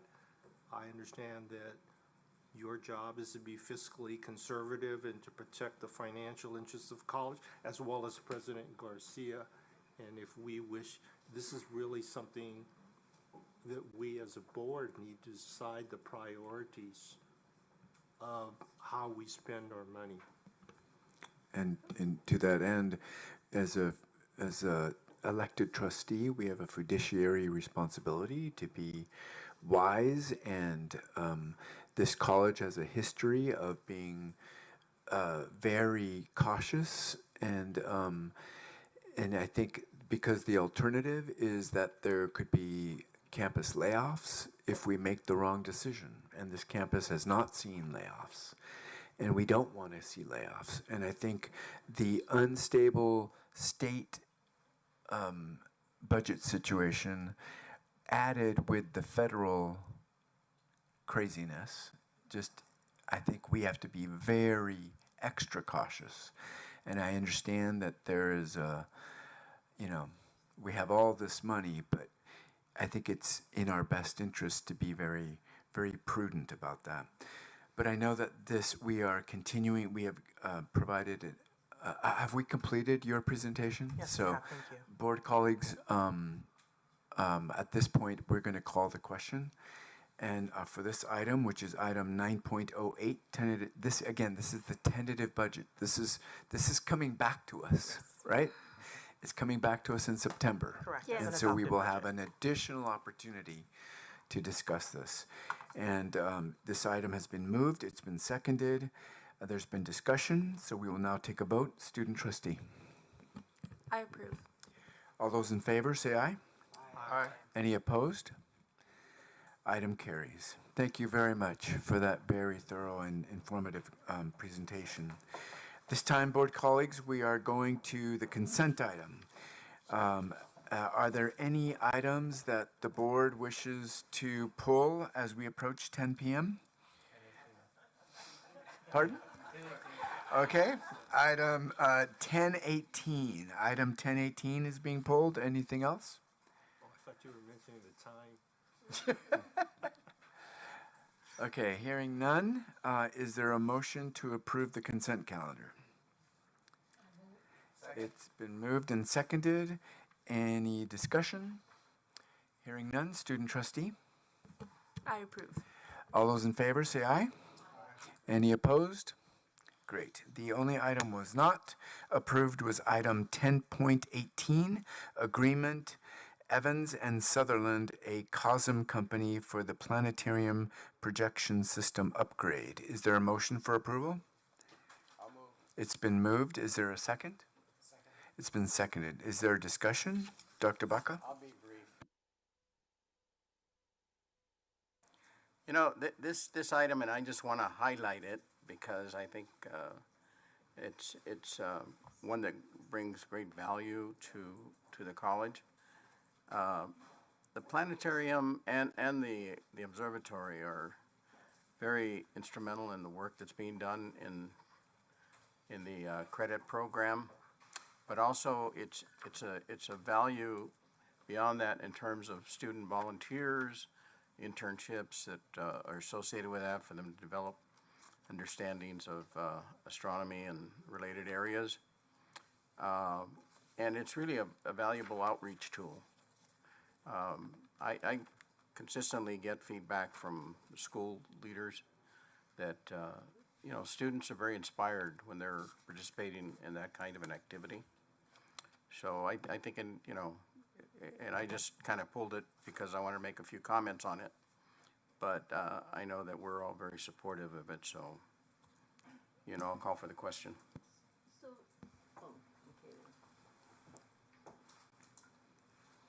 All right. All right. Call for the question. Or did you have a question too? Oh, yeah. Okay, there's two questions. I believe Trustee Santos was first. So did the ladies that made public comment not know about this item? Or did they not like it, or what? Oh, here they are. Okay, all right. Are you happy with it? And I'm here to bring attention to it too. Okay. Okay, got it. Yeah, I did. That was unclear. Okay, got it. Thank you. Trustee Chen? I think it's a huge benefit to our community, not just to our college, that we have this. And my own child had a birthday party where we used the planetarium, and then we had they built rockets and got to launch them, air rockets, in the yard right next to it. And it's a very little known, underappreciated, I think, benefit that a lot of the school-age children can partake in. So Did they see a show? they did. Okay. Yeah. My question is, with this upgrade, is the quality, what changes? It's been 14 years now since we got it. What can we expect to be different with this? We're going from 2K resolution to 4K resolution. We're doubling the resolution of the planetarium. That makes us more comparable to modern day planetariums of our size. You can expect a better, crisper image. We're also getting updates to our software, faster computers. So overall, the imagery should look a lot better. We're also maintaining our current planetarium projection system. So anything that we've custom made for the planetarium will be able to continue into the future. So there's going to be two projection systems? We currently have two projection systems, but one only does stars and a couple of key markers on the dome. It's our digital projector that's failing. And so we're continuing to maintain our optical mechanical projector. It's our digital projector that needs updating and a new projection system for it. Thank you. I know it's not going to last this long, but I know that you can project to the end of time the stars. It's true. We can. All the way back to the first light that was emitted in the universe. And the other way too. Yeah, it's a pretty impressive system. Student trustee? I have a question. Okay, I think student trustee. So does the longevity also increase, or is it like the same 10 to 15 years? Just better resolution. Modern day projection systems, what we were originally quoted when I started looking into this about 5 years ago, the projector systems that were recommended at that time only lasted 10 years.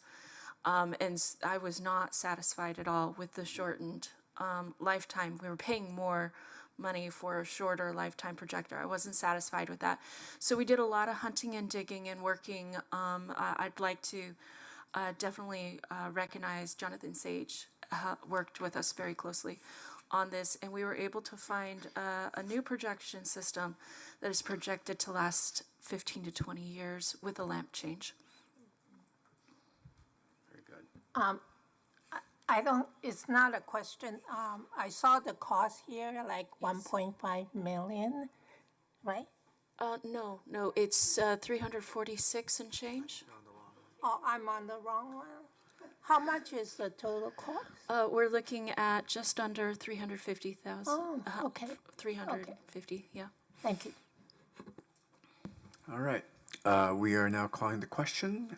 Student trustee. I approve. All those in favor, say aye. Aye. Any opposed? Item carries. Congratulations. Thank you so much. All right, now we are moving to our information items. And again, for those of you who are new, information items are strictly provided for our reading pleasure, for information, and generally not for discussion because they've been provided. And so it's item 16.1, which is participation in a statewide request for proposals for solar photovoltaic energy storage and microgrid systems. Again, this is part of the Community College Foundation RFP process, which will be providing and will be coming back and giving us recommendations to allow us to communicate to the community. And then item 16.02, unapologetic commitment to the DESA Plus and academic freedom. This was provided to us by our remarkable faculty and Senate and was provided for us as information as well. And again, these don't need action. May I ask a question? Absolutely. Trustee Santos. On 16.01, who's going to do the outreach? I mean, because our outreach has been not very good and we really need to improve it. That's a collaboration between Jill Dolan and ERA. And essentially the outreach consists of informing the community, listening to them, I know what receiving outreach their is, that's input. what I do. But we wanted to ensure you were informed before we started communicating with the community. Thank you, President Dr. Garcia. Moving on to reports. 17.01, Board Communications. Student trustee, this is where we have an opportunity to report out, and so we would love to start with you. Thank you. I just wanted to say that I'm grateful to be sitting among the Board of Trustees. And I can't wait to continue serving for the rest of the academic year. And I also wanted to express my solidarity with the Faculty Association. You know, I've seen them come to countless Board of Trustees meetings, and I believe that if it doesn't cost Mount SAC anything, that, you know, we should try to give them their raise. So that's all I have to say. Thank you. Thank you very much. Trustee Chen Hegarty. I just want to thank Danny for her service, the exemplary leadership and dedication, and also welcome Michelle. That's it. Thank you. Trustee Chen. Welcome, Michelle. Great to have you here. I want to congratulate our new appointees and the retirees, Tom Mock. Glad that he was here. And also Gary Nellison. You know, he often got the brunt of the questions from this board, and he always handled them really well. And it's kind of odd when he's not here answering questions because he got so many. But I wish him well in whatever that he does.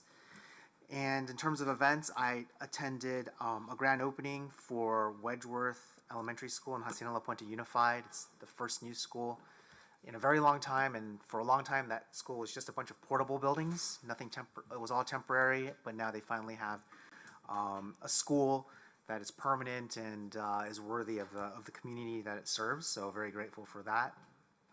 I attended the early college academy graduation at West Covina High School, and I love how West Covina, the board there really tries to bring Mount SAC in. They invite us to, even early college academy related events. That kind of connection that they're seeking to build with us is fantastic, and would love to see it emulated by other boards. Also attended, of course, our own commencement, which was done very well, and want to commend all the staff who helped put it together for helping it run so smoothly. And I thought the Mariachi Divas at the end was a great touch. But people were already kind of like filing out, so I feel like it wasn't appreciated as much as it could have been. So if we can bring them back next time and make them a bigger part, maybe more front and center somewhere, that'd be fantastic. But thank you for that. That's my report. Thank you, Trustee Chen. Trustee Dr. Hidalgo. I'll just keep mine brief. I want to welcome Michelle. I got to first meet you when you got all these accolades and awards, I think, a couple months ago. So welcome to the Board of Trustees as our student trustee. And then I also want to congratulate our retirees. I saw that trio and I was like, those are three giants here at Mount SAC that I really appreciated everything that they've done for the college. So they will be missed, but we're fortunate to have them stay here for so long. That concludes my comments. Thank you. Trustee Santos. I wanted to talk about a few things, but I'll try to do it quickly. We have a lot of service clubs, and a lot of them are struggling and kind of dying, Kiwanis and Rotary and women's clubs and all that. But some of them are still doing great things, and one of the things I wanted to share is that the West Covina Historical Society has an art contest every year, which under the Education Committee run by Brian Jobs and Sherry Brouillon, who does a lot of work. And so I passed out, and I wanted to share this little postcard of the winning piece of art. And it's amazing. It was done by a third grader, and it even has the address here so you could drive by and see it. So, like I said, there's a lot of things that our local service clubs do, and I really appreciate it. At our last meeting, I came from the teach-in, to the meeting. I didn't have much time to say anything about it, but I really enjoyed it. Sometimes I have opinions, and maybe I have doubts about them or whatever, and it was nice to find out that there are other like-minded professors that kind of believe what I believe. And academic freedom is so important. And I saw on TV a Harvard professor, a video of a Harvard professor, I think it was like back in the 1940s, that addressed academic freedom, and I wanted to share it. And so what they said is that academic freedom is crucial for the pursuit of knowledge, allowing for open inquiry, debate, the expression of diverse viewpoints, even those considered controversial. It is essential for intellectual growth, the advancement of knowledge, and the functioning of a democratic society. While robust debate is encouraged, it also recognizes that academic freedom does not protect harassment, bullying, or disruption of the education environment. So, it's really important, and we're a college. Sometimes we're so focused on workforce development, we kind of, the intellect and the development of the intellect is kind of not acknowledged or recognized. So anyway, I wanted to share that. And then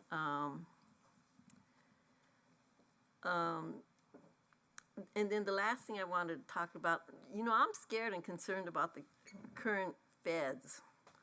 I do a Baldwin Park concert in the park that used to be on Main Street, and there were so many people packed like sardine that this year they moved it to the park and put all the vendors in the street. And last Thursday was sad. Families and kids usually come out at 5 p.m. when the events start, but last Thursday it was like a ghost town. There was a small crowd when the concert started at 7, but there was still a lot of empty space, and it's just so sad that people, are afraid. But I'm very proud of our community and all the support they've been giving, to the people that are at risk. And that's what I have to say. Thank you, Trustee Santos. Dr. Vaca.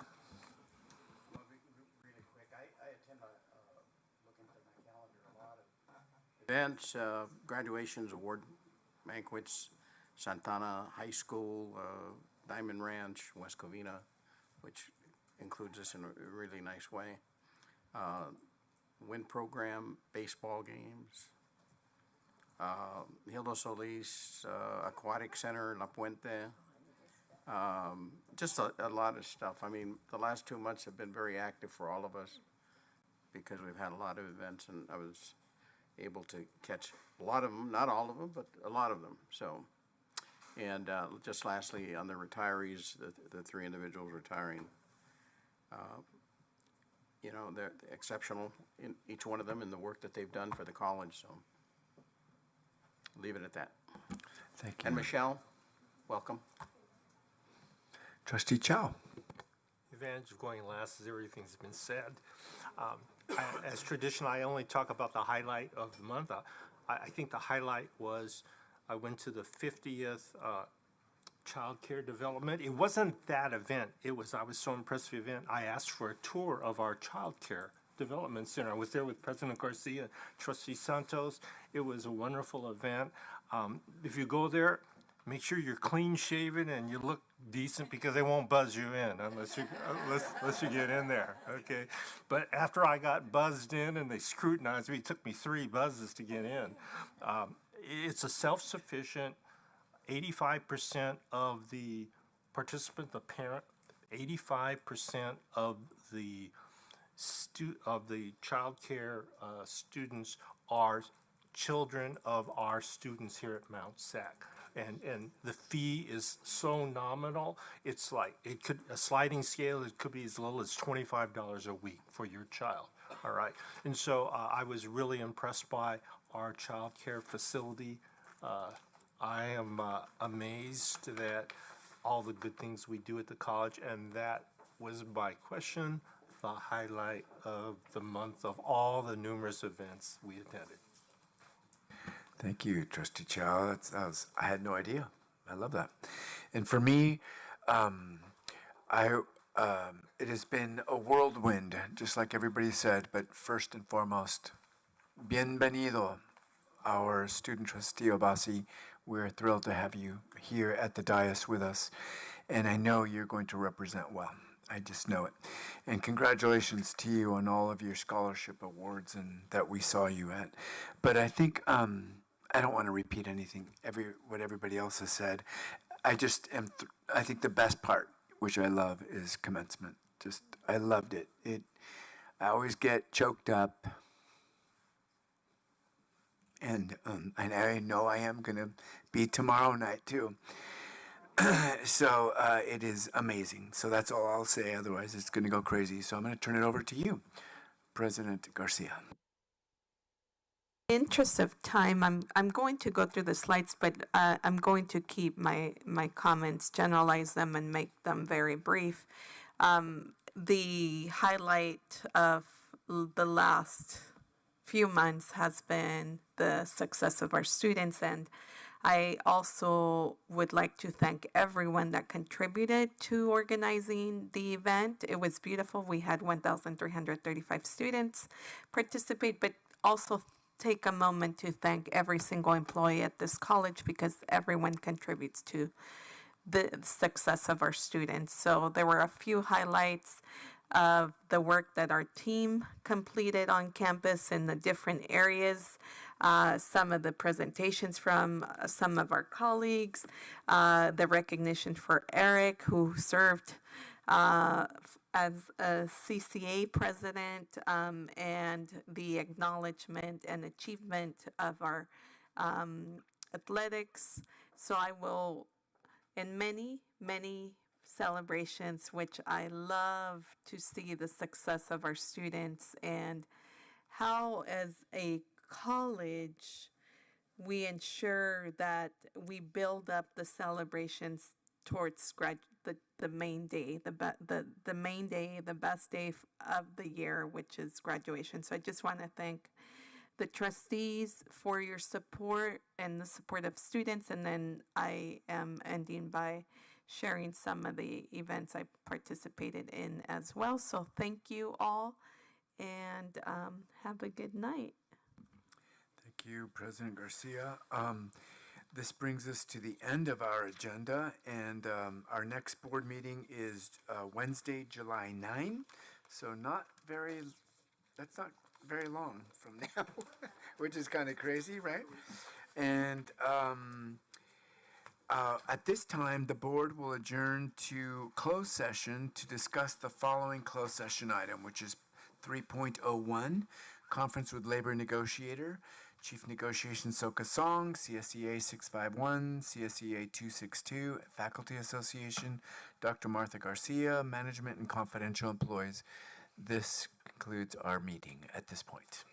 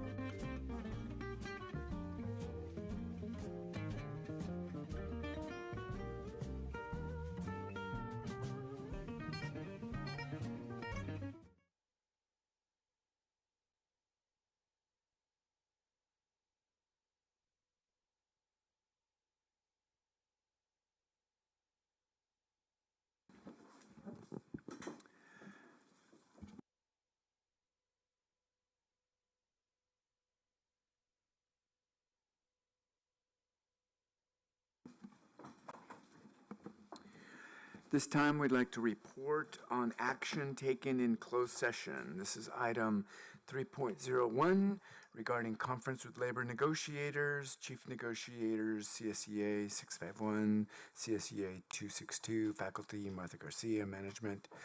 There was no action taken. The meeting is adjourned.